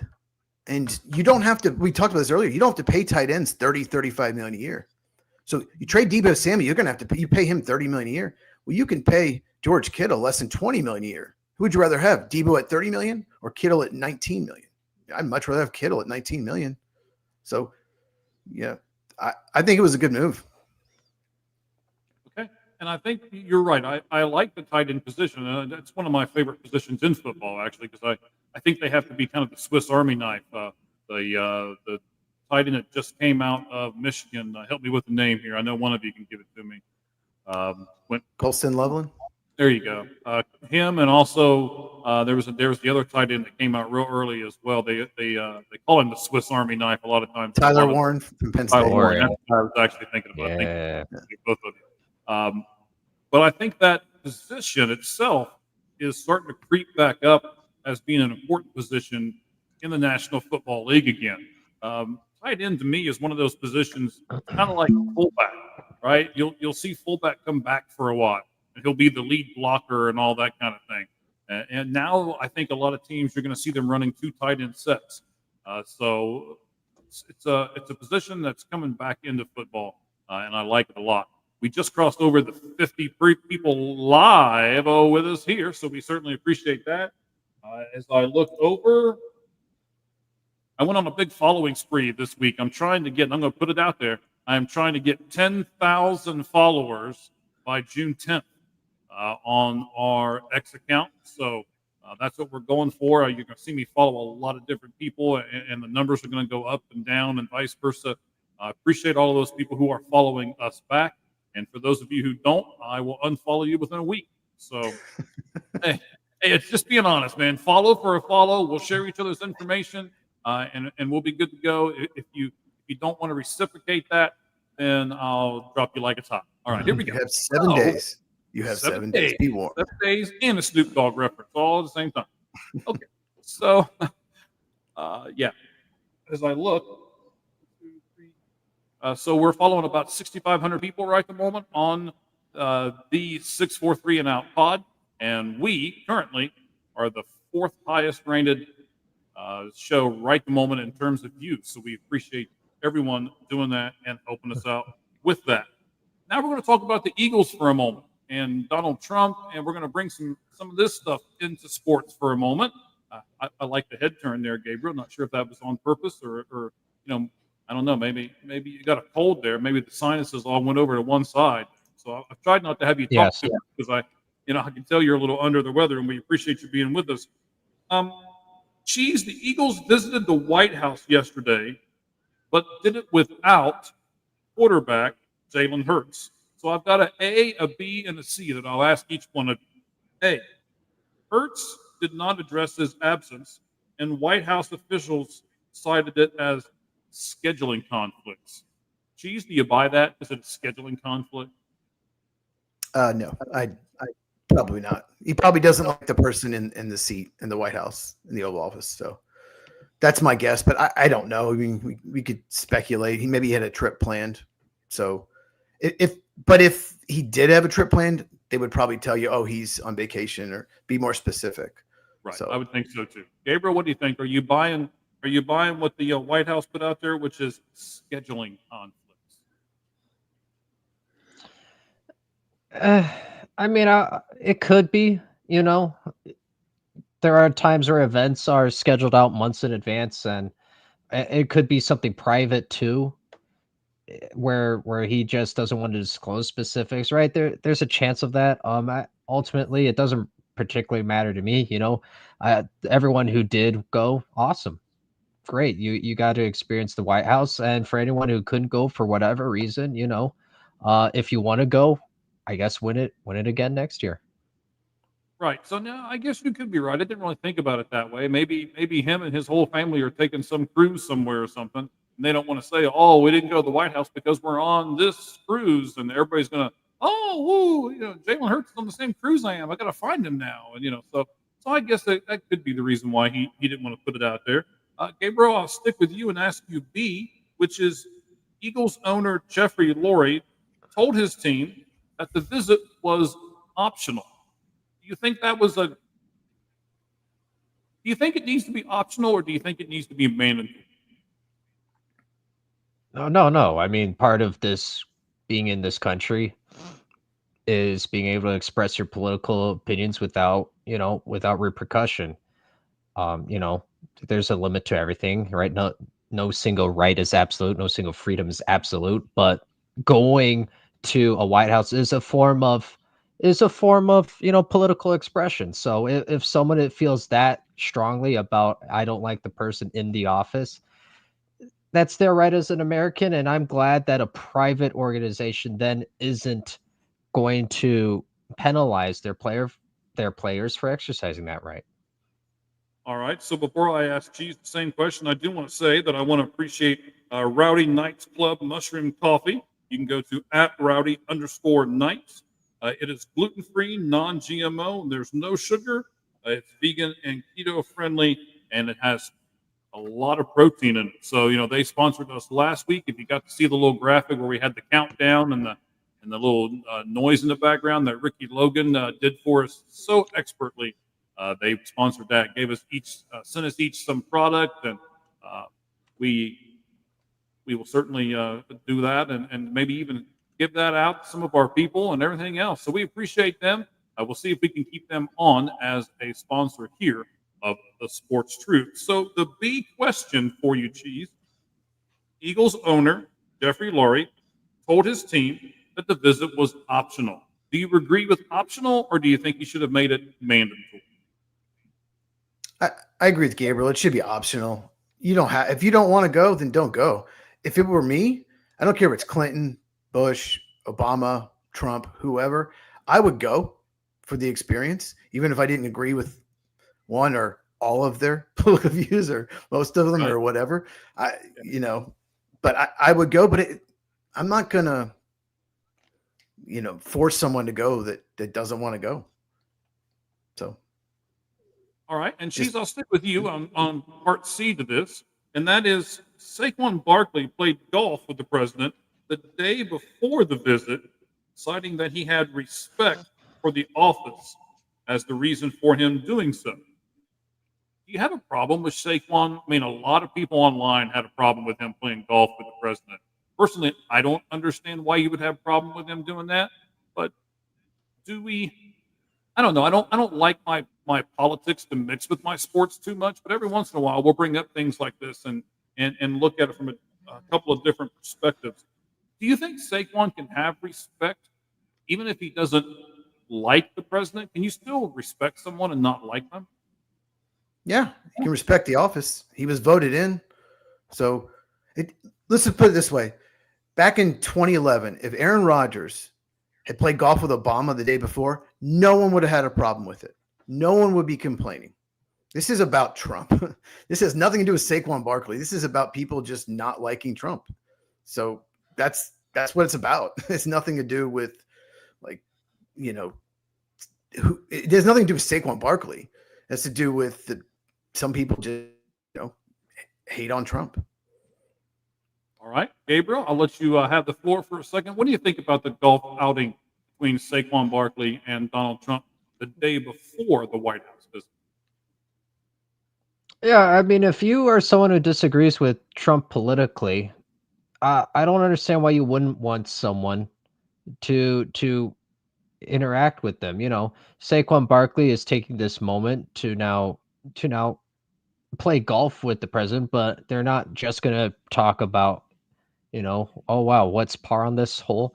They're inadvertently going to be discussing other things, talk about other things, even if it is in a casual sense. So I don't know why you wouldn't take an opportunity to be in the ear of the most influential person on the planet. At least in theory, but we can get into that another day. Yeah. So I don't have an issue if Saquon is doing this, wants to do this, and is taking advantage of this enhanced platform. If you are that against Trump, I would think you would want to have the president surrounded by more people who potentially also see things like you do, to potentially persuade or at least give the president something to think about. All right, I agree with you. I mean, I think this is to me, it's like kind of a non-issue, but I was reading some things on it and I was like, you know what, we'll put this out here at the end. And then I'm kind of using this for a segue as well, because I have not got to watch it yet. I will watch it either later on tonight, or actually what I'll probably do is on my way to work in the morning.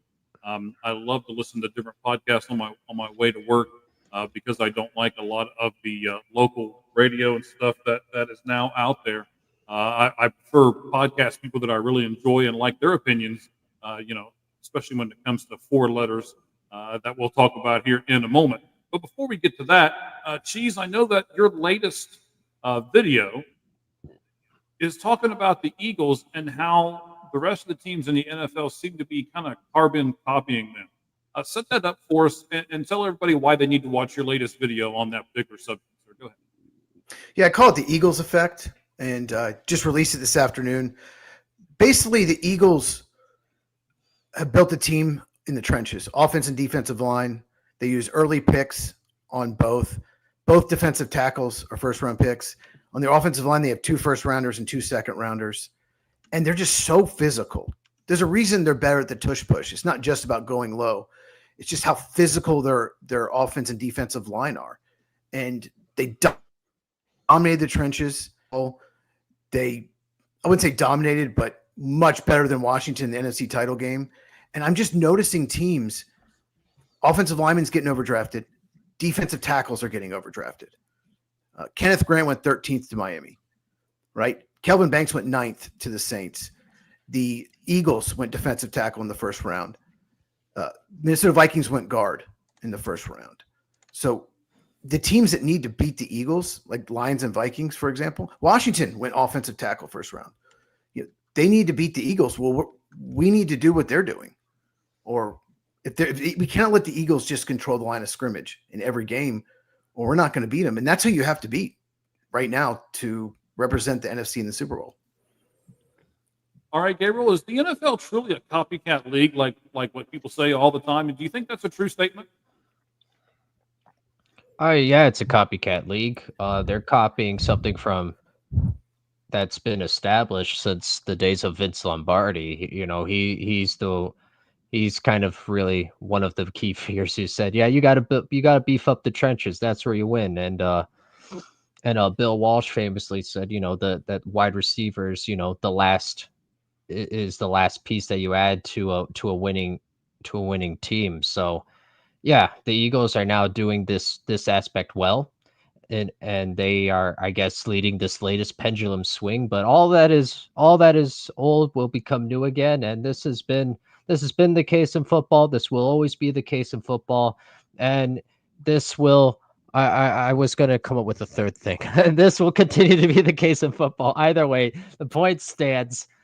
Yeah, this is really how winning teams have to go about it. I understand people love the flash of the wide receiver position, and by all means, that's fun. But you know, you need to have the bodies. You need to have the ability to pick up third and short and or stop a third and short, a fourth and goal when a team needs it most. It's been the way for 40 plus years, and it'll be the way, 40 plus years from now as well. Right. I mean, we all love, like you just said, and I agree 100%. We all love the flashy running back who can run people over. That's why I love James Scott. Right. We all love that receiver who can catch that pass out of midair or with one hand or whatever it is and pull that thing back in and then do a somersault over the goal line to get in the end zone. But the problem with that is if you don't have somebody protecting that quarterback, it's really hard for the quarterback to throw a pass when he's laying on his back. And it's really hard for him to hand the ball off again when he's laying on his back. So the trenches are a big thing, and I did want to point that out there real fast, and also set up Cheese. So please go over to his YouTube channel at Football with Cheese, and I'll even spell it like he does all the time. CHEEZ is how you can get to it there. You can certainly do that. You can go over to our spot. At P643 and Out Pod. Gabriel's is at Sports Pulse 100. Those are all of our Twitter handles. You can get to all of our social medias from there. Gabriel also writes for www.welikesportspc.com, which I write for them as well. Haven't done a whole lot of it lately, but then doing more of the editing, kind of behind the scenes stuff. But all three of us love sports and love the sporting world, with the exception of one entity. And this will be the last thing that we talk about today. Hopefully, we'll be able to get Miller on with us here, Miller Thomas on with us here soon. I'm sure he'll pop up here before too long. I was looking at the show earlier. I know about when it started and about how long it goes. So I'm trying to time this pretty well here, and we should be able to do that if we do one more thing. And what I mean by except with the one sports entity, Cheese, you talked about it. You touched on it a little bit. And we talked about it a little bit too off air when we all joined this podcast earlier before everybody else can see it. And that's how. Well, you know what? I'll let you start. So you were watching the draft coverage, and something really upset you about the draft coverage on a certain 4-letter network. Tell us what upset you, and then what you did because of it. Well, first of all, we're talking about ESPN, and I don't like their football coverage very much. And I don't like the coverage at all very much. So at least you got a little more about it than I do. So, well, yeah, they don't have a lot of good people. They used to have some better people. They fired Todd McShay. They fired Danny Cannell. They fired Trent Dilfer. Those were people that I enjoyed watching. And Mel Kiper was basically him and Dan Orlovsky were the only people that I was watching ESPN for. If they were on, okay, I'd keep watching it. And Mel Kiper went off on day 2. No. He's back. Maybe. Hello? Yeah, Chiefs, you're there, buddy. You're breaking up a little bit. Oh. I don't know if it's us or if Okay. it's you, but you're Well- breaking up a little bit. We got you back now, buddy. So Mel Kiper went off, and then you kind of froze for a second. Yeah, he had Shedeur Sanders as his best quarterback in the draft. He had him as like a top 5 player in this draft. I completely disagree. He's not. So Mel basically started whining. He just whined and whined and whined. He was acting like a baby and said that it's personal. These owners are just almost basically trying to get back at the Sanders family. That was personal. Maybe they were colluding. And that's insane. He did not interview well. There's a lot of things about Shedeur Sanders that are red flags. So these teams don't want that in their locker room. Your quarterback has to be your leader.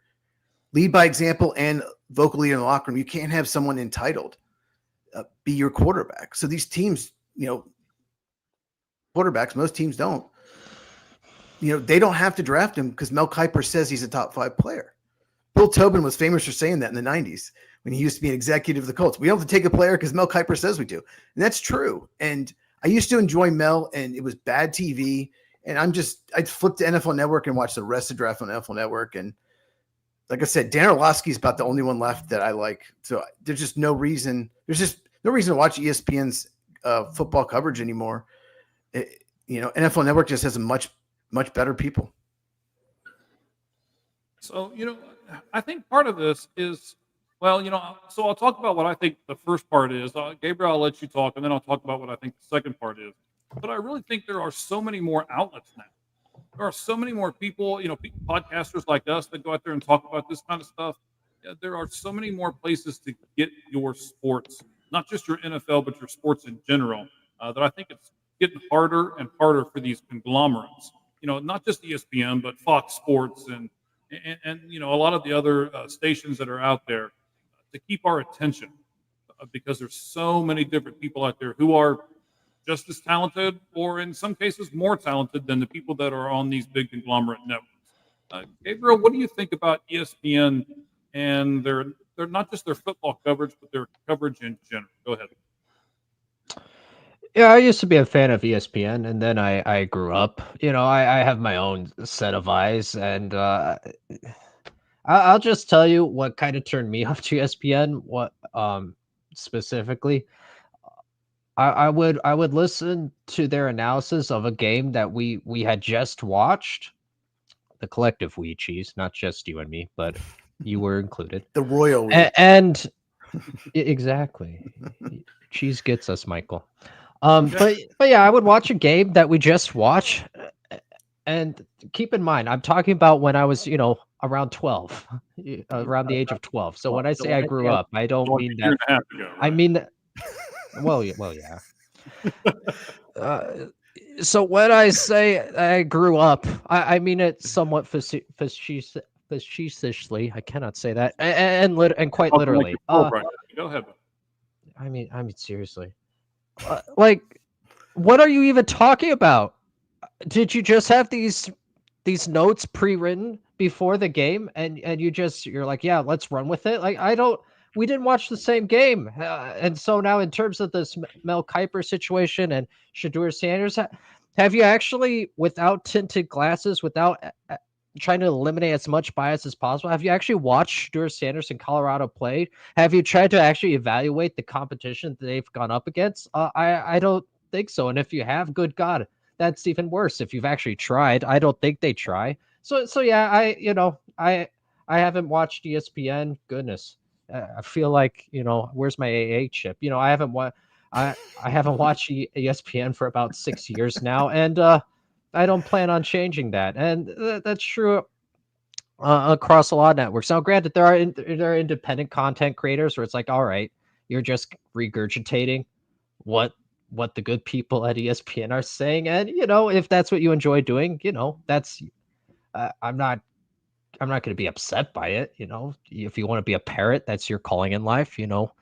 I guess I'll serve you a cracker if you come over for dinner. But I prefer people who put in the homework, and more importantly, I trust my own eyes and I trust my own ability to evaluate talent. Do I miss? Absolutely. Will I admit it? Probably not. I'll try to find a way to finagle out of it. But it's my opinion. It's how I see the game, and it's how I evaluate all of the other factors that go into any and every decision. So for me, people like us who try to put in a genuine effort, who try to give a genuine take, who try to actually analyze what the hell's going on in sports, like that's more valuable to me than something that could be true one way or another. Like, oh my goodness, can you believe that they scored a touchdown? Yes, yes, I can. Right. I mean, so I'm going to compare, at least for me, and this is my opinion. This may not be the opinion of the other two lovely faces who are up here on the screen right the moment, but my opinion is that ESPN right now is a lot like the NBA, and there's a reason why I don't watch the NBA anymore. The NBA is run, shoot a three. It clangs off. It goes right back to the other team, and they run right down the court and do the same thing, playing. They can run right back down the court, and then, and then. So the other thing they might do is instead of shoot the three, now they'll throw it inside, and some big 7'9" guy who's only 3 inches away from the rim itself just jumps up, like he's on a step stool and slams the ball. Right? Again, none of that stuff is talent whatsoever, and I'm just going to go ahead and say it. A lot of what ESPN gives us is not talent. They just get a bunch of people on there like the Stephen A. Smiths of the world who yell and scream and say dumb stuff and know that that's going to get them a click. And ladies and gentlemen, if that's what the Sportz Truth has to do to get your attention, then to be honest with you, I don't want your attention. I want to be able to do real takes like what Gabriel talked about earlier, and I know Cheese does really well on his channel. We got to plug it one more time. At Football with Cheese, CHEEZ, right? Make sure you subscribe and turn the bell for notifications. Of course. You throw that in there at the end. Oh man, but we sit here and we have a good time with each other, right? We laugh, we joke about stuff where we don't take ourselves real serious, and we don't yell and scream at each other. And I'm tired of hearing that kind of stuff from not just ESPN, but some of these other networks as well. So I don't know. Ryan Clark is terrible too. Ryan Clark is just awful on there. I can't stand Marty and McGee. I don't know where they found those two bozos at, but I don't know. When it comes on Saturday morning and I'm on my way to work, I make sure I have a podcast ready to go because I would much rather listen to someone similar to us than I would to that mouthpiece called ESPN. But I don't want to bang on them too much because one of these days they might offer me a job and I may have to turn it down. So. Anyway. No. Oh no. Right. And our viewership just keeps going up. Cheese, we certainly appreciate you being with us once again. Thank you for doing it last week. Like I say, last week we had a great show, our highest viewed show ever, almost 800 views on X alone. And then we had a bunch more on YouTube as well. So I appreciate you and Wayne and Med as far as that part goes. And of course, Gabriel for giving us something to laugh at. So we appreciate everything that all you guys did. What? Did we not laugh at you? I mean, with him, we loved the Luther Burden pick. We loved it. Right. Right. Yes. I'll say what some of my bosses say at my work. Tell me when I'm lying. Right. Stop me when I'm lying. Right. So, anyway. Oh my goodness. Oh my goodness. Well, I'm not sure if we're going to actually get Miller Thomas on here. I haven't seen him send me anything as of yet. And I know he's doing his own show, and don't get me wrong, I certainly appreciate the fact that he has his own place on the Locked On Diamondbacks network. So I'm kind of stalling for a second. I also know that, man, if you want to, Sirhan is doing a show right at the moment too, so he writes for us as well. Right now. Yeah, he's doing a show like right now. I saw the post earlier and I reposted it. So if you want to hop on over there and listen to him as soon as you're done here, but wait for a few minutes and make sure that we're done here before you do so.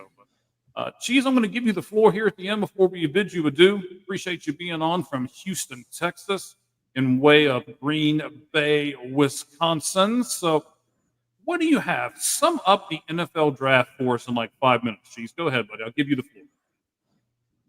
5 minutes? Yeah, You say 5 minutes? as long as you want to take, sir. Some of the NFL draft? Go. Okay, well, I'll be like the it was guy. weak. It was weak at the top, but it ended up being a pretty deep draft. There were a lot of players that I thought would be drafted that did not. And I think one of the important things that I noticed this year that is becoming a trend, and I don't like it, is agents are telling these prospects if they're bad at a certain drill, if they're bad at the 40 time, they're bad at the 3-cone, don't do it. Just don't work out. Like Shamar Stewart, who went to the Bengals in the first round, he didn't do the agility drills. And if you watch him on film, he doesn't have the best change of direction.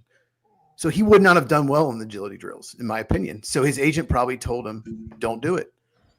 And if you look at Xavier Restrepo, wide receiver Miami, he should not have run the 40 because you practice. You know what you're going to run. And he ran a 4.8 and then didn't get drafted. I thought he'd go in the 3rd round before he worked out. His play on the field was outstanding. Okay, but let me interrupt you for a second because aren't you kind of talking out both sides of your mouth here? You just said you don't like it when players don't do certain drills, but then you gave me an example of a player who did do a certain drill and didn't get drafted. Oh, it hurts the player. I don't like it because I want to know every time. I want everyone to do every single drill, every single time. Because as someone who's a draft analyst, I want to know all that information. So that's what I don't like. But the agents are looking out for the player. Like Will Johnson's a good example. Job, right? It's their job. Will Johnson has said he had a hamstring injury, couldn't run. But what if when he did run, it was a 4.6? What if he is healthy? Hypothetical. What if he's healthy and he ran a 4.6 and knows that could hurt his draft stock? So he just says, I have a hamstring injury. I can't run. So I think we're going to see more and more of that. Marvin Harrison Jr. is the best example. He didn't work out at all. He's like, just watch the film. He didn't work out at all. It didn't hurt his draft stock one bit. He went the exact same spot he would have gone. And maybe he would have run a 4.58, 4.59. We don't know. But that could only hurt him. So I want them to do every drill they used to. So I think we're going to get more and more players that don't, do every drill. Right. So just to use what he's talking about as an example, Gabriel, I mean, the number 1 pick took himself out of their playoff game and said, nope, I'm done. I've proven all I need to prove. I'm good. But it obviously didn't hurt his draft stock, right, Gabriel? I mean, yeah, it's a case-by-case scenario. I'll repeat this again and again and again. Are you going to talk about? We talked about the YouTube. Is that what you're going to do? Repeat stuff again and again and again? Oh no! Football with cheese is excellent programming. That goes without saying. No. In terms of what was true, 60 years ago and will be true 60 years from now, I'm not too hell bent on someone having short arms. Shout out Will Campbell, stud. He's going to be awesome. Glad the Patriots have him. I'm not too concerned about someone having a slow 40 time. How do you perform in games? That's all I care about. It's fun and I enjoy watching it, especially, around April. It's like, oh, cool. We get to watch the combine. We get to have moments. We have something to talk about. It's great. I would say, and I hope that, and I'm not advocating for the combine to no longer be a thing. Again, I think that's an integral part to the NFL, to the college to NFL sports culture. I'm not saying that. What I hope is that the emphasis and that the primary focus of player evaluation is how they did in games, and particularly against the better competition. I'm not as impressed if someone drops 6 tutties on something called Mercer. That doesn't do anything for me. I'm sorry. How you do in games has to matter the most. And so if you can have an off day in terms of athletically. So I don't understand why people are making the combine and the results and the numbers and, who ran what shuttle time the best. I don't understand why people are making that the Bible. Specifically, people in positions, people who have influence as an NFL team. How are you approaching it like this when your whole focus is on winning football games? It isn't on who can win a Mr. Muscle Man competition. That's not the game. That's not the aim of your sport. That's not your goal as a franchise. You're trying to win football games. So I don't know. I hope players kind of take it upon themselves. I'm sure they won't be due to the agent's influence, but I hope players just take it on themselves. Yeah, I'm going to do every event. I'm going to show you this is my best foot forward. Make of it what you will. Hey, did you see me? Did you see me go for 200 yards against Georgia? That's what I hope that becomes the emphasis. All right. Well, I didn't realize we were going to get such a spirited discussion here in our last 5 minutes or so from both of you, but that was fantastic. I appreciate it. So, look, man, a little over 2 hours here. We're going to go ahead and bid everybody adieu. I certainly appreciate it. We'll have Miller Thomas on another time on another podcast, and we will talk Diamondbacks with him. Cheese, thank you very much. Appreciate you coming back on with us. Everybody go over to at Football with Cheese, CHEEZ, and make sure you go and hit the little button and the like and the subscribe and all of that stuff. They're all maybe we're not going to go bye-bye. I just saw Mr. Thomas come up on our screen. So, Cheese, like I say, buddy, thank you very much. Appreciate your time and everything else that you're doing with us. I know you're not a big baseball guy, but you do fantastic at football, sir. So I'm actually a pretty big baseball fan too. But well, we may have to make this a thing here later on, and maybe you'll have to be on with us as well. So I usually don't get into baseball till after the draft's over, so I'm about to really start watching baseball. And go Braves, go Cubs. So all right, so we'll give you a little bit of a reprieve, and then we'll bring you back on in a few weeks after that. Let you get caught up and everything else. All right. Okay. All right, but I'm gonna bid you adieu, Cheese. Thank you very much, sir. Appreciate Thanks you. for having me on. And we will talk at you later, bud. Later, guys. Okay. Now, I will bring you onto the stage here. One guy who I know is on the top of everything Arizona Diamondbacks. Let's bring him on. Here he is, Mr. Thomas. How you doing, buddy? Doing good. What's up, y'all? Appreciate your patience with me tonight, as I had to knock out a couple of podcasts on my own. So I appreciate you guys. No, I understand. You gotta pay the bills, man. I gotta pay the bills. All right, so let me go in real fast here and switch the banner so that we can have you on here. First of all, tell us who you are, what you do. I see Locked On Diamondbacks there. Tell us about that and give us some of your socials and stuff, buddy. Yeah, Miller Thomas, host of the Locked On Diamondbacks podcast, your team every day, streaming wherever you get your podcasts. Check us out on YouTube as well. We've been trying to go live on YouTube Sunday through Thursday after D-backs games. So if you want to, follow along live, we try to make an interactive show. Drop your comments in. We'll respond live to them. So Locked On Diamondbacks on YouTube. Also follow me on Twitter at CreatorThomas24 for the personal account, or look up Locked On Diamondbacks on both Twitter and Instagram, because I will always tweet out before I go live. All right, excellent. Now, Gabriel, again, I know we're doing this kind of live and we're floating things up right at the moment, buddy, but I know you're a little under the weather. Are you wanting to tap out here and have just Miller and I go, or are you going to stay on with us for a little bit, Gabriel?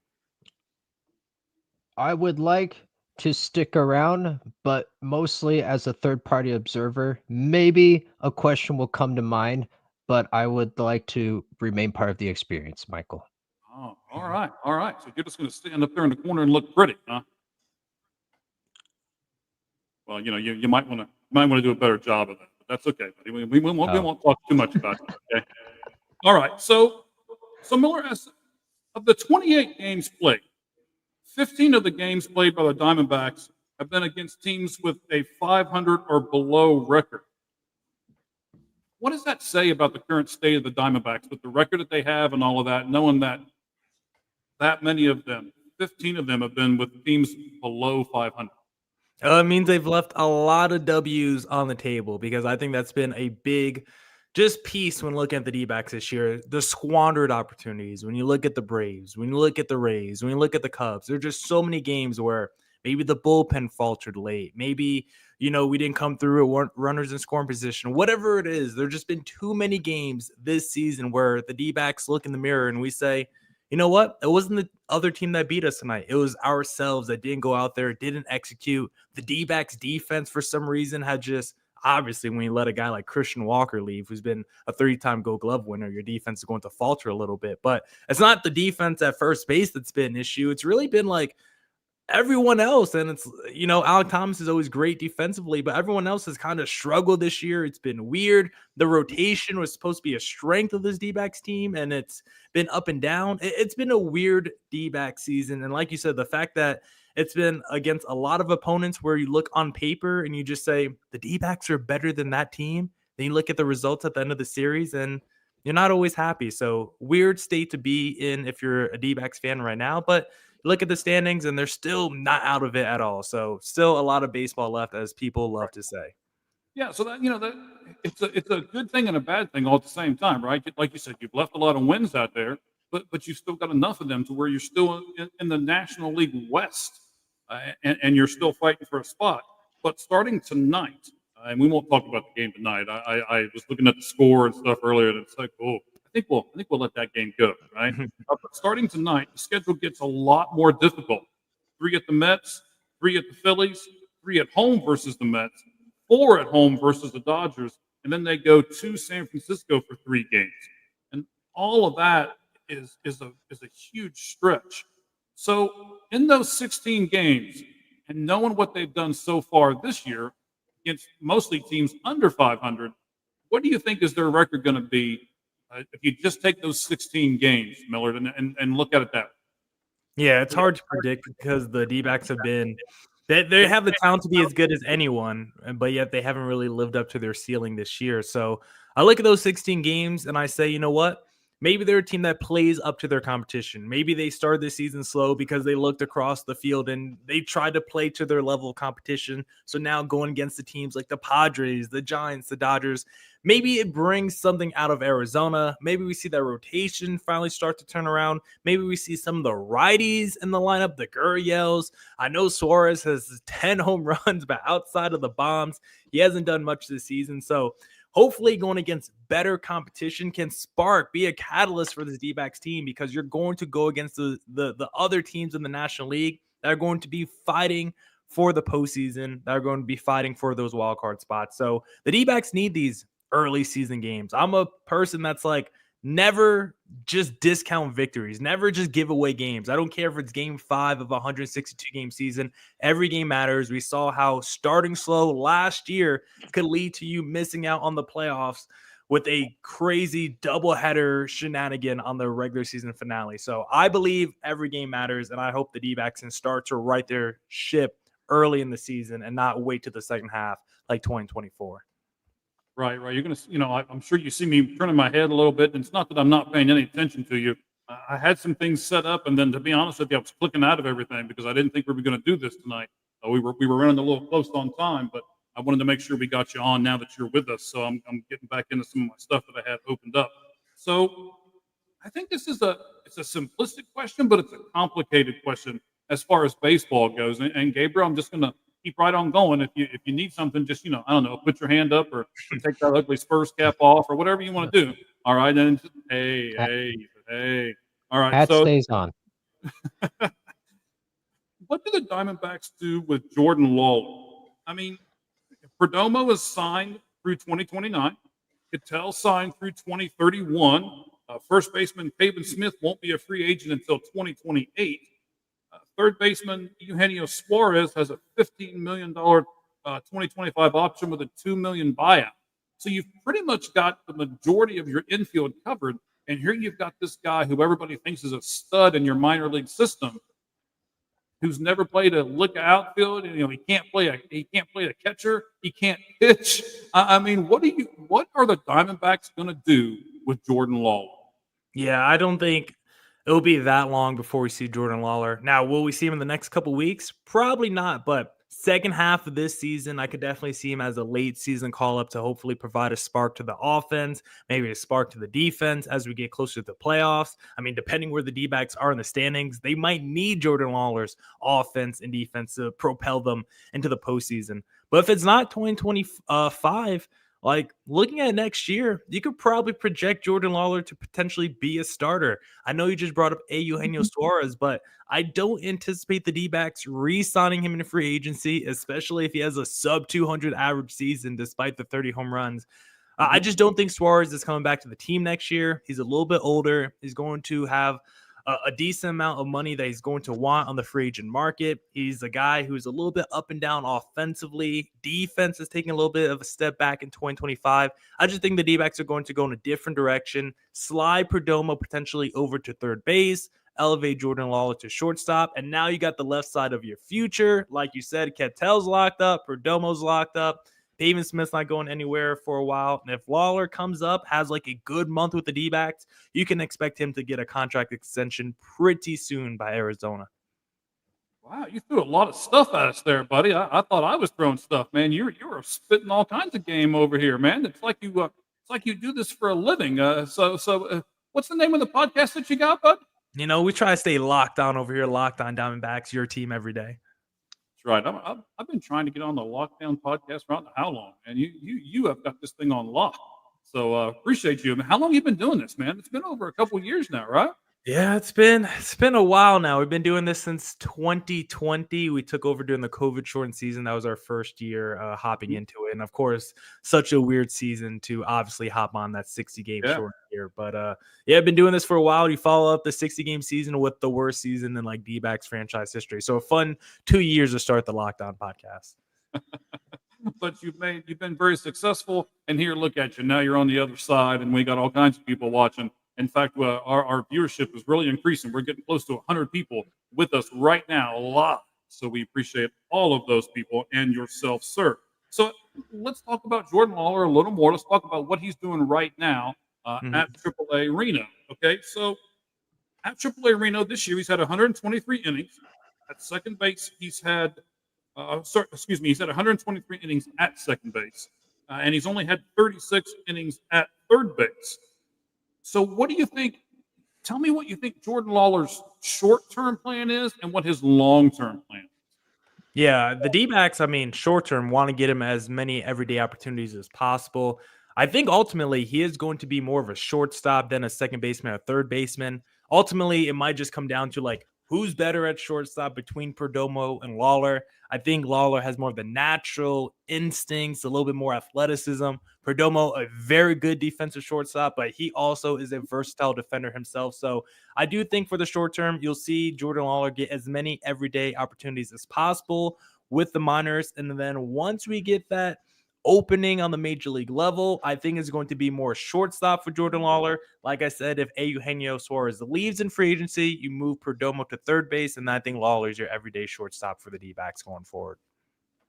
I'm not going to disagree with you, but I'm also going to say that until recently, at least, Geraldo Perdomo has not been a big offensive threat, but what he has been is a defensive stalwart. He's been a vacuum over there at shortstop. So, do you really want to get rid of the guy who is head and shoulders defensively above everybody else at shortstop and move him to third and bring up a kid that you're not sure how he's going to perform at shortstop?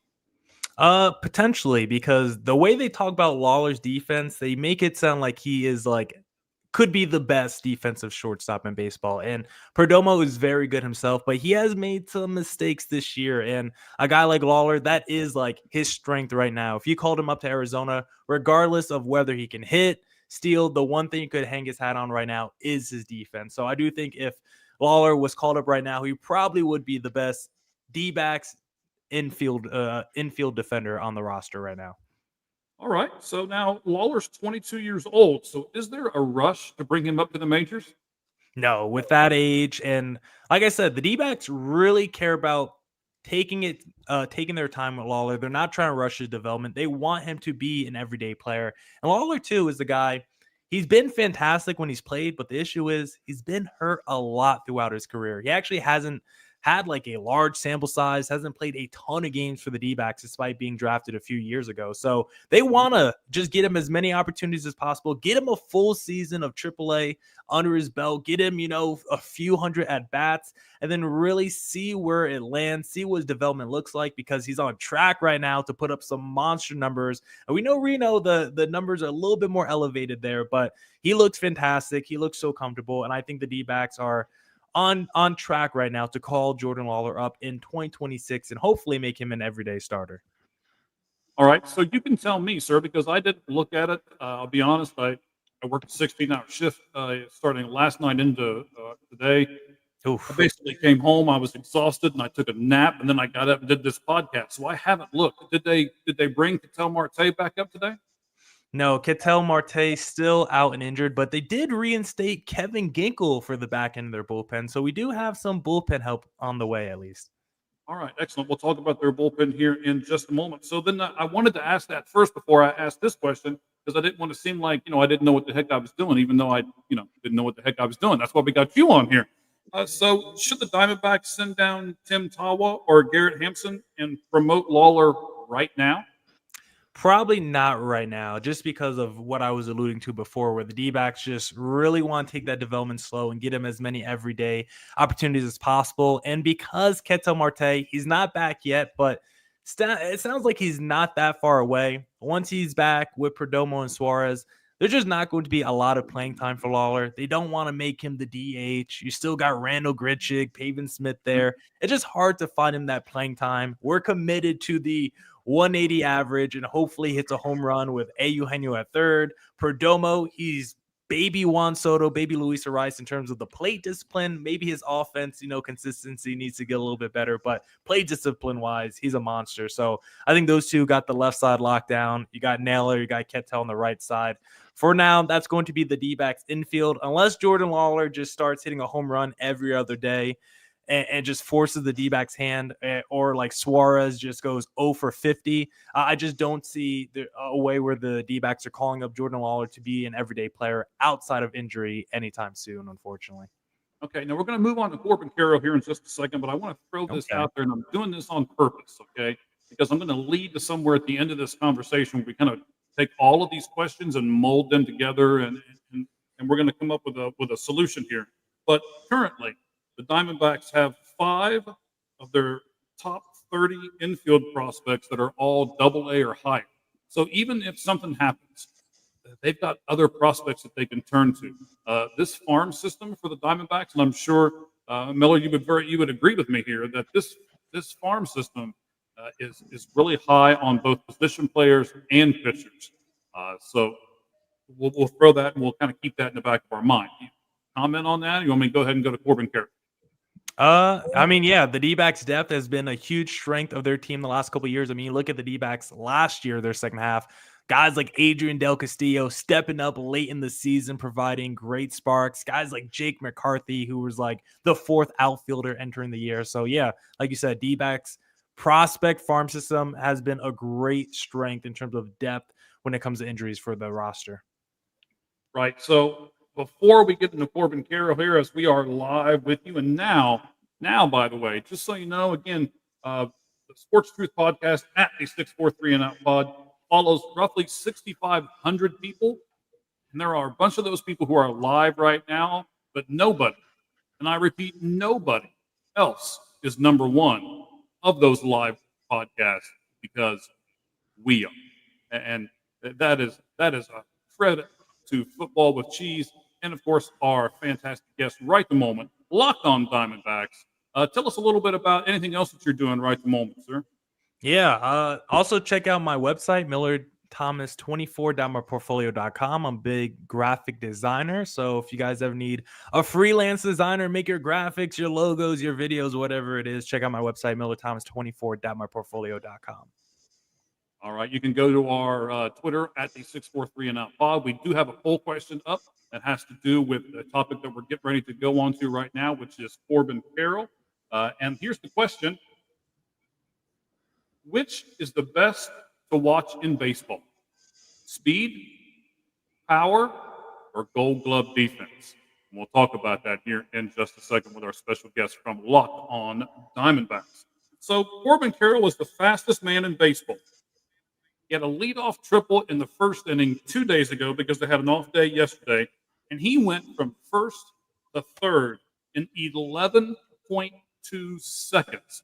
I don't know if I can go from here to the bathroom in my house in 11.2 seconds, but that guy was able to fly all the way around the bases 11.2 seconds, and that was the fastest time all year, 11.2 from first to third. Well, that record lasted about 6 innings. Because he hit another triple in the 6th inning, and he went from home to third. You ready? In 10.8 0.87 seconds. So he got the fastest and the second fastest in the same game. Carroll has 9 of the 20 fastest clock times in the StatCast era in 2015, and he also owns the top 3 times from home to second base. I believe it's not a debate now. Corbin Carroll is the fastest man in baseball. But can speed lead to wins? That's what I'd like to ask you first, sir. I think it can, because I think a big issue we've seen with the D-backs from last year and this year is the lack of speed. When we think about the 2023 Arizona Diamondbacks that went to the World Series, what was their calling card? Chaos, wreaking havoc on the bases. Yep. Corbin Carroll, even guys like Christian Walker at double-digit steals. Ketel Marte was going. You had guys like Perdomo, like the speed. Jake McCarthy had like 30 steals. Like, I think the D-backs were like top 3 in Major League Baseball in steals in 2023. And it was a huge reason. You just go back and watch those games. Opposing pitchers were scared when guys like Corbin Carroll and other dudes were on the bases, because they had to always constantly be worried about them taking the bag. But now in 2025, after Carroll, yeah, Perdomo's got some speed, but then it's like Pavin, Josh Naylor, Suarez, Gurriel. Like, there's not a lot of team speed anymore. And it was our calling card just a couple years ago. So I do think speed can lead to wins, because I saw the D-backs make a World Series with speed as their philosophy and the identity of their team. So to answer your question, yes. Okay, so you mentioned him. Perdomo actually leads the Diamondbacks in steals. He has 6, and Corbin Carroll only has 5. So, we say, yes, speed can lead to wins, but is it more than just stolen bases? For sure, more than stolen bases. I mean, for a guy like Corbin Carroll, it's like the little things. It's when he hits a single for 99% of the league to right field, and he goes the extra mile and he turns that single into a double. It's when he goes from first to third on those balls to right field. It's taking that extra base more than like anyone else. Stuff like that is where you could really get those little advantages. So it's not always the speed. Sometimes it's just the pressure, just your presence on the base, knowing Corbin Carroll's over that first base, and you have to be concerned with him. He doesn't even have to take off. Just knowing he's over that first base and applying that pressure is sometimes all you need. And I need to see more of that from the Arizona Diamondbacks, because they have not applied enough pressure in 2025. All right, here are the current top 5 players in baseball as terms as stolen bases go. All right, let's look at this list. So O'Neal Cruz from Pittsburgh is number 1. He has 12. Pete Crow Armstrong from Chicago is tied with him at 12. Then Ellie De La Cruz is second with 11, the Cincinnati Reds. Luis Robert Jr. for the White Sox is next. And Duran from somebody's Boston Red Sox there in the corner, who's being all sheepish over there. He is next. He also has a good amount of stolen bases with us. Victor Scott II rounds out the top 5. And here's my question to you, sir.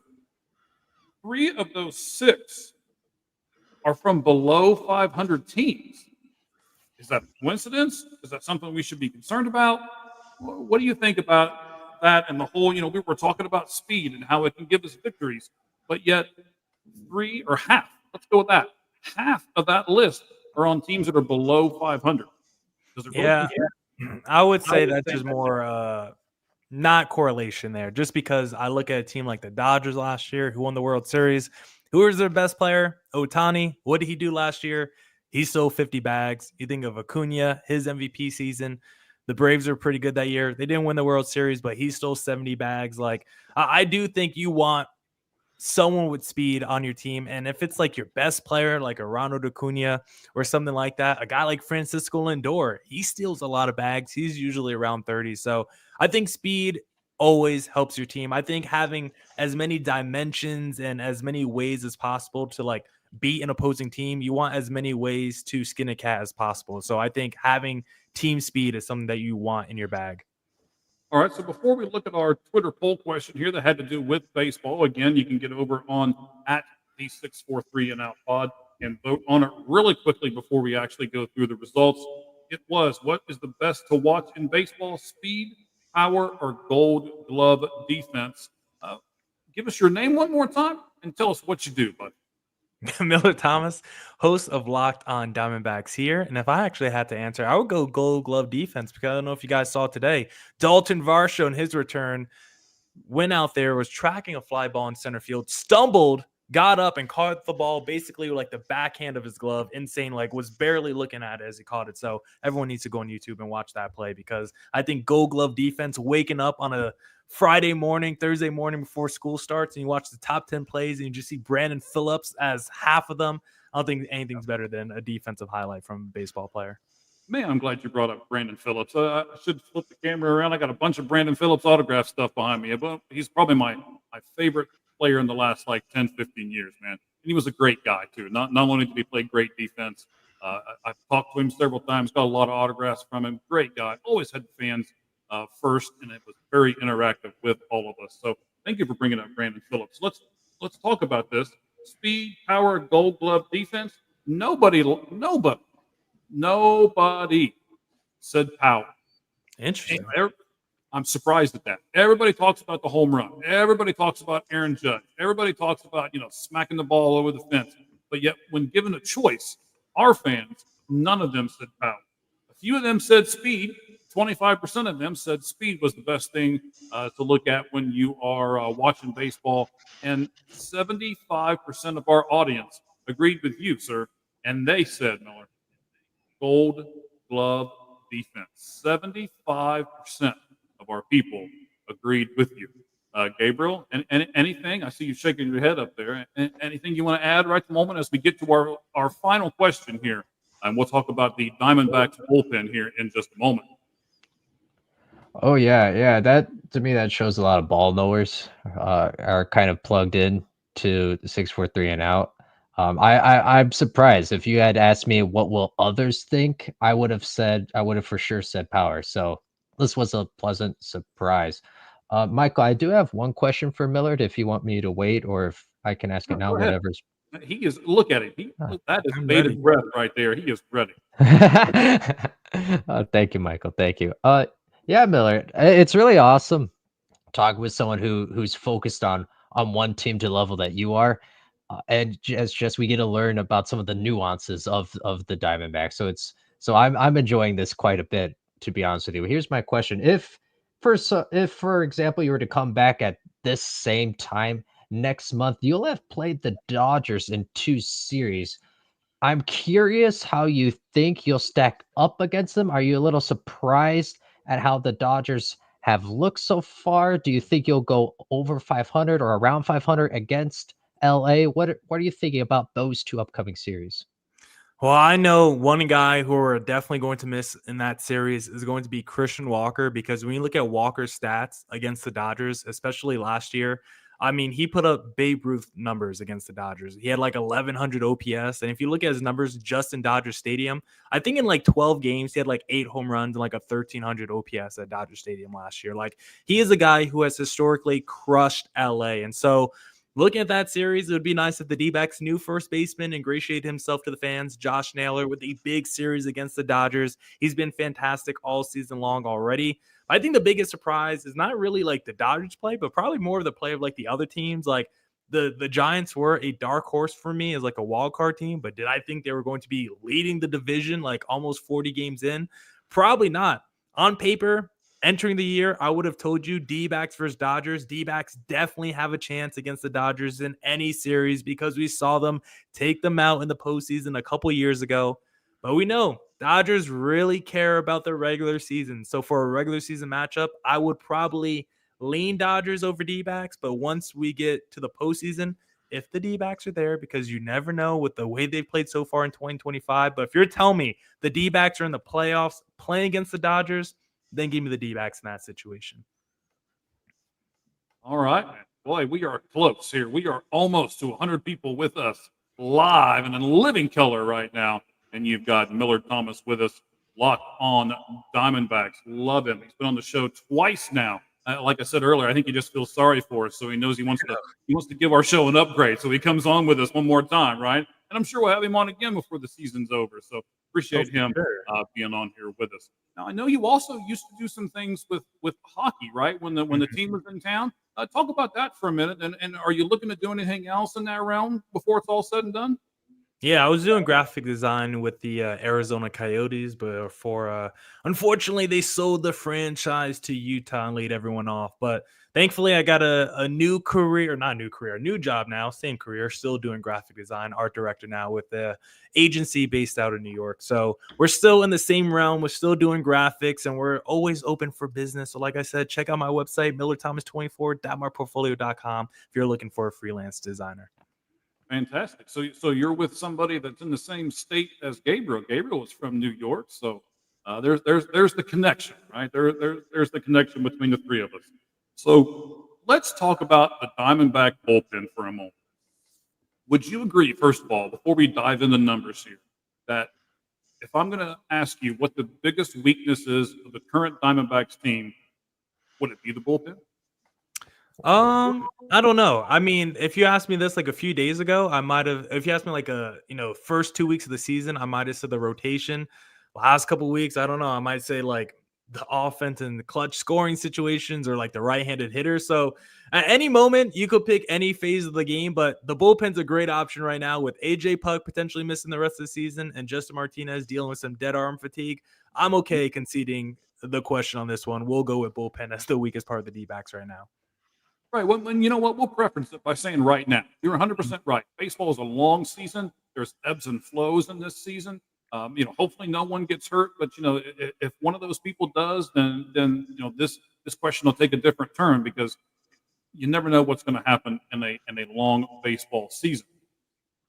I'm going to get a little more specific. I believe the weakness of this team is not the bullpen itself because I've got the numbers right in front of me. The numbers aren't terrible. Mm-hmm. What they need is a bona fide closer. So how about if I shrink it down to the biggest weakness on this team right now is that the Arizona Diamondbacks don't have a bona fide closer. Then what would you say? Well, then I don't think it's a closer problem then for the D-backs. I think it's a Torey Lovello problem because I think the D-backs have a bona fide closer in their building. His name is Justin Martinez. The problem is he's not the everyday closer for the Arizona Diamondbacks. It's like saying you have Emmanuel Clase, Mariano Rivera. Hey, do you want to come out in the 7th inning today? Do you want to come out in the 8th inning today? That's basically what the D-backs are doing with Justin Martinez. Prior to his most recent outing where he had dead arm fatigue and his velocity was down like literally 5 miles per hour off his average. Yeah. He had not allowed an earned run all season. He's been dominant. The strikeout numbers are insane. He's literally unhittable. He allowed like 3 hits all season prior to his most recent outing. Like this guy is a bona fide superstar closer reliever that the D-backs have that they just refuse to make their everyday closer. For what reason?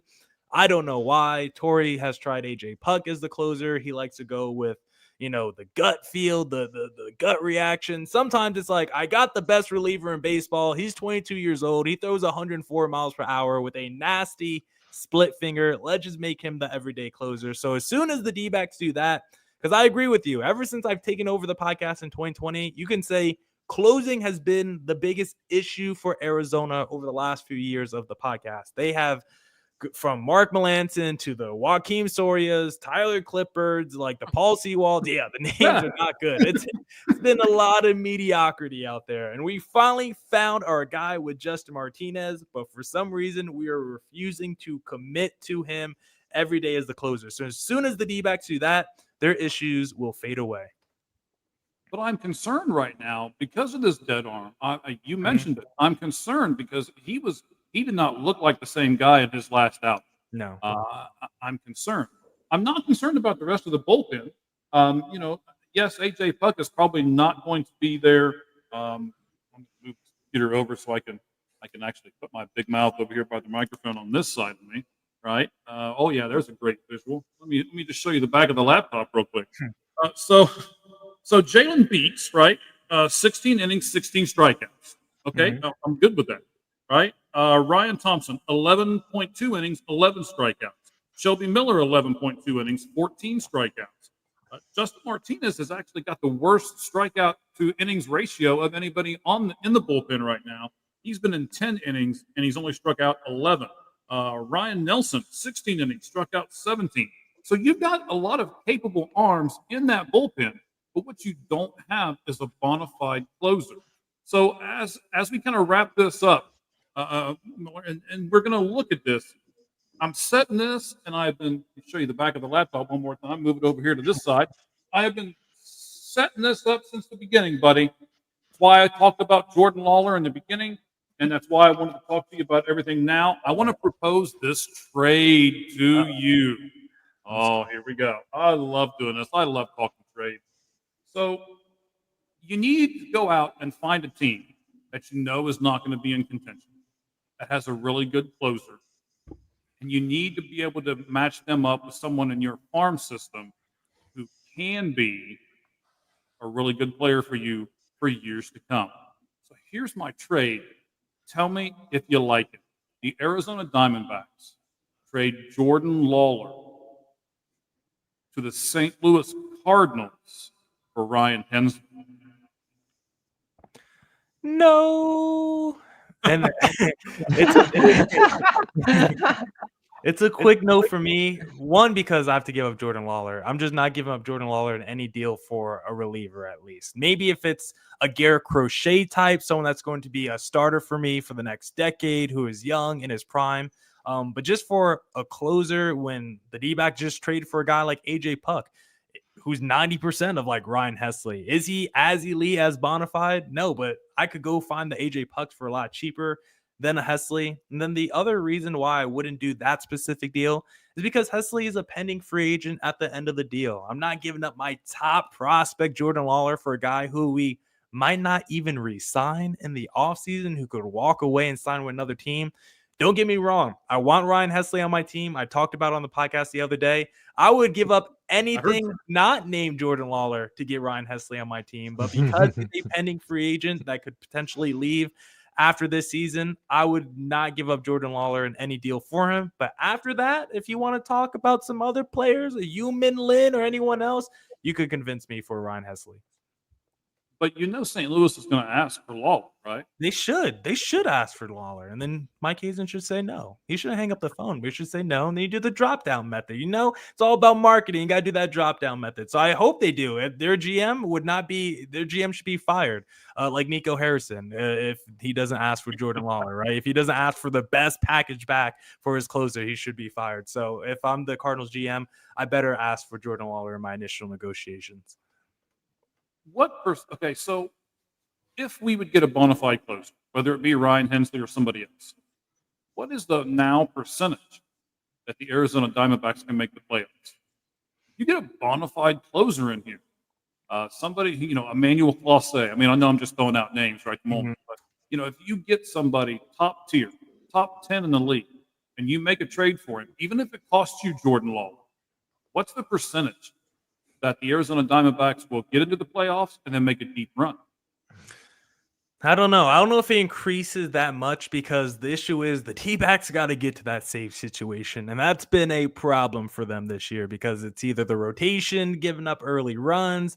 We haven't had a lot of long starts by starters either. So they're typically going 5 or 6. And then we got to put someone else out there in the bullpen. And then now you're trusting Torey Lovullo to make a correct decision of who to bring out the pen. And that has also been a shaky proposition this year as well, in the last couple years. So if we could get to that 9th inning and you could guarantee me we have a save situation, I think it will increase it by 5 to 10%, whatever. But the issue is adding a closer doesn't increase the overall ceiling if we can't get to that save situation, which the D-backs have to figure out first.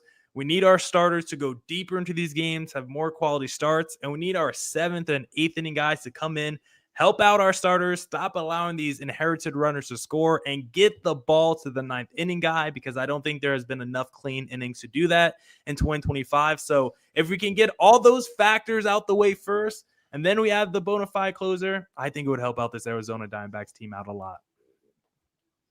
So here's what I hear from your mouth, Mr. Tomlin. You don't like Torey Lovullo right now. I mean, Torey and I, we've had some uncomfortable conversations on the podcast the last couple of years. I like Torey, the guy, the manager of the players in terms of the emotions and the personalities, but in-game strategist, executioner, he leaves me a little bit more to be desired, I'll say. So you mentioned earlier that starters aren't going real long. I agree with you that they're not, but maybe this is a calculated plan by Torey Lovullo and the rest of his management team, as far as the pitching wise goes, to save some of these innings.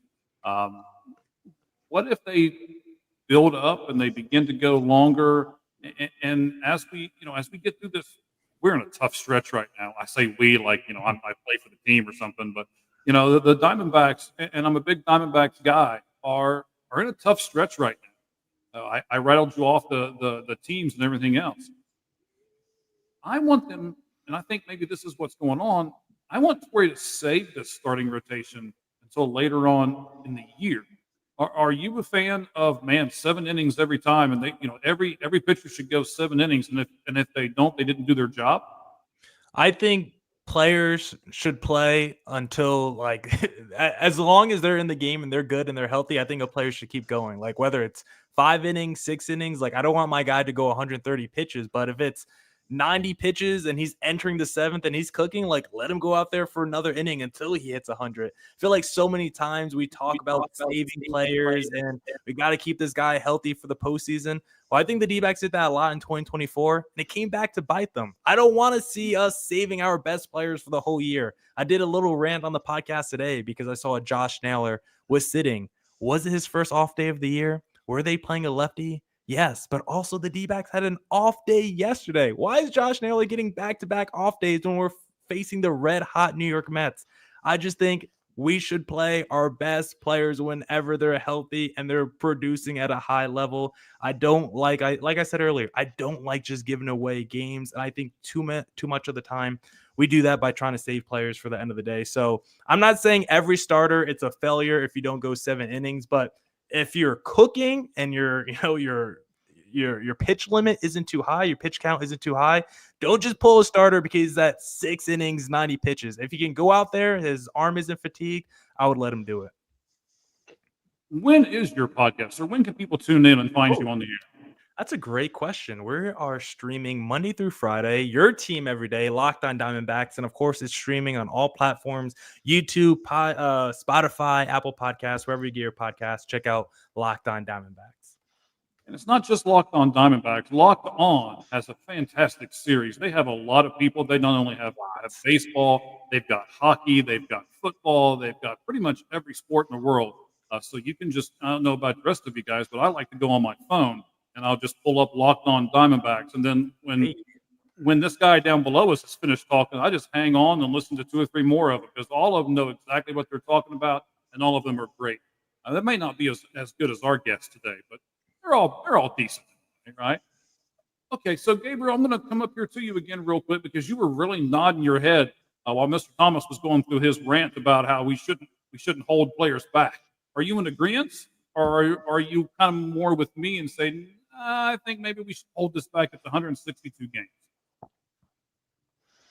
Yeah, I don't have a magic number. I think the manager has a feel of his ball club. If Buddy can go, let's let the horses ride. Let's go. I wouldn't mind seeing a couple more complete games happen a little more frequently. That's just me personally. I understand why for some there is that magic line, that magic number. I totally get it. You want to set yourself up for long-term success. You want to mitigate the chance of injuries. I 1,000% get that.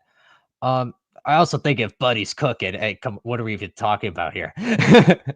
Yeah, and real quick, I think it's less than like the workload that we see with like innings pitch or like games started, and more just like how a pitcher pitches throughout the game. Is he a guy like Spencer Strider trying to throw like 100 miles per hour, Hunter Green trying to throw 100 the whole time? Because I think that is what really leads to the injuries. Because you look at a guy like Greg Maddux, he talked like, yeah, if I came up in today's game, I could throw 97, 98 consistently, but my career would probably only last 5 or 6 years. He decided to only go 92, 93 because he was able to extend his career so much longer. So I actually think maybe we should look at the athletes and say, we don't need to limit your workload. Mhm. You don't need less innings pitched, but maybe throughout the game, maybe not try to throw 100 miles per hour in the first inning. A guy like Justin Verlander, he was always great because I always felt like he could throw harder the later he went to a game. So maybe we got to see more of that mentality and philosophy come back with some of these pitchers and not try to throw all your gas in the first couple innings of a ball game.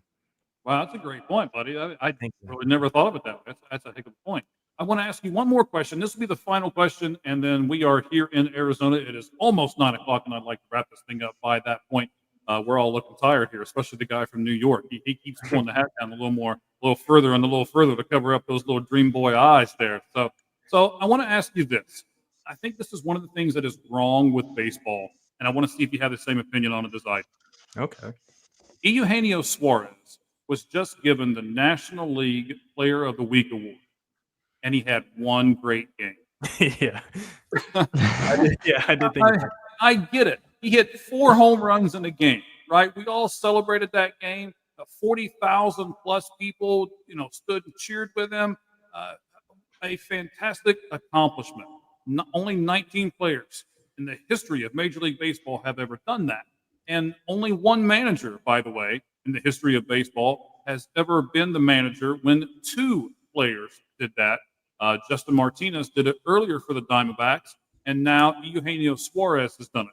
So, all those statistics, things that I love, all those numbers that I love, let's throw them out. And let me ask you, how in the world can Eugenio Suarez be given Player of the Week when he has batted like a $159, but yet he had one good day out of the 7? How does that happen? I was with you, but I'm actually looking at the game log right now for Eugenio Suarez. He was on a 5-game hitting streak and scored a run in every single game the last 5 games entering tonight. So let's put some respect on Eugenio's name a little bit. 5-game hitting streak with a 5-game run scoring streak as well. Is that how you say that? Not too sure, but yeah, Eugenio's actually been on fire because I woke up like you, like, did he do anything outside of that 4 home run game? But like you said, if you do something more rare than a perfect game, like maybe you should just be given the award, because if a pitcher threw a perfect game, best believe he probably would be given Player of the Week despite only having that 1 game played. So for Eugenio Suarez, if you do something more rare than a perfect game, maybe you are deserving of the award. And after looking at the game log, Eugenio, I'm glad you got it. Wow. All right. So, Gabriel, you're going to have the great job of going through this almost 3-hour podcast between our 2 great guests, Football with Cheese, and then, of course, here with Miller Thomas. And you are at Creator Thomas 24 on Twitter. Is that correct, sir? Yes, sir. All right. Like I say, remember to look him up. Remember to listen to him on Locked On Diamondbacks. He is a heck of a guy there. And they do this, 5-6 days a week? So, I mean, you can really keep up on this team by simply listening to you for a half hour a day, right? Yep, every day, your team, Locked On D-backs, coming at you Monday through Friday, but going live on YouTube Sunday through Thursday. All right. I'm going to listen to a few of those live shows. I have not done that yet. So myself, I'm going to get on there. And so are you got comments where I can haggle you the entire time? Yes, you can. You could drop a comment down in the YouTube section. I'll read it live. I'll interact with you so we could go back and forth on YouTube. All right. Sounds good. Thank you very much for your time, sir. Appreciate it. Gabriel, of course, at Sports Pulse 100 is the co-host here of the Sportz Truth, and we are the 643 and out guys. We thank you all very much for being on. Mr. Thomas, do you have anything else you want to add for the next 30 seconds or so? I'll give you the floor. Corbin Burns, highest paid player in D-backs franchise history. He better get it done in Game 2 against the New York Mets. All right. We will see what happens tomorrow afternoon, or tomorrow evening, actually. Well, no, it'll be afternoon for us because it's in New York. So tomorrow afternoon for us. Thank you once again to Football with Cheese. Thank you as well to Miller Thomas for being on with us. And as we say at the end of every single broadcast, the only thing that's fair in life is a baseball hit between the third and first base lines. Good evening, everyone. Thank you all very much for tuning in.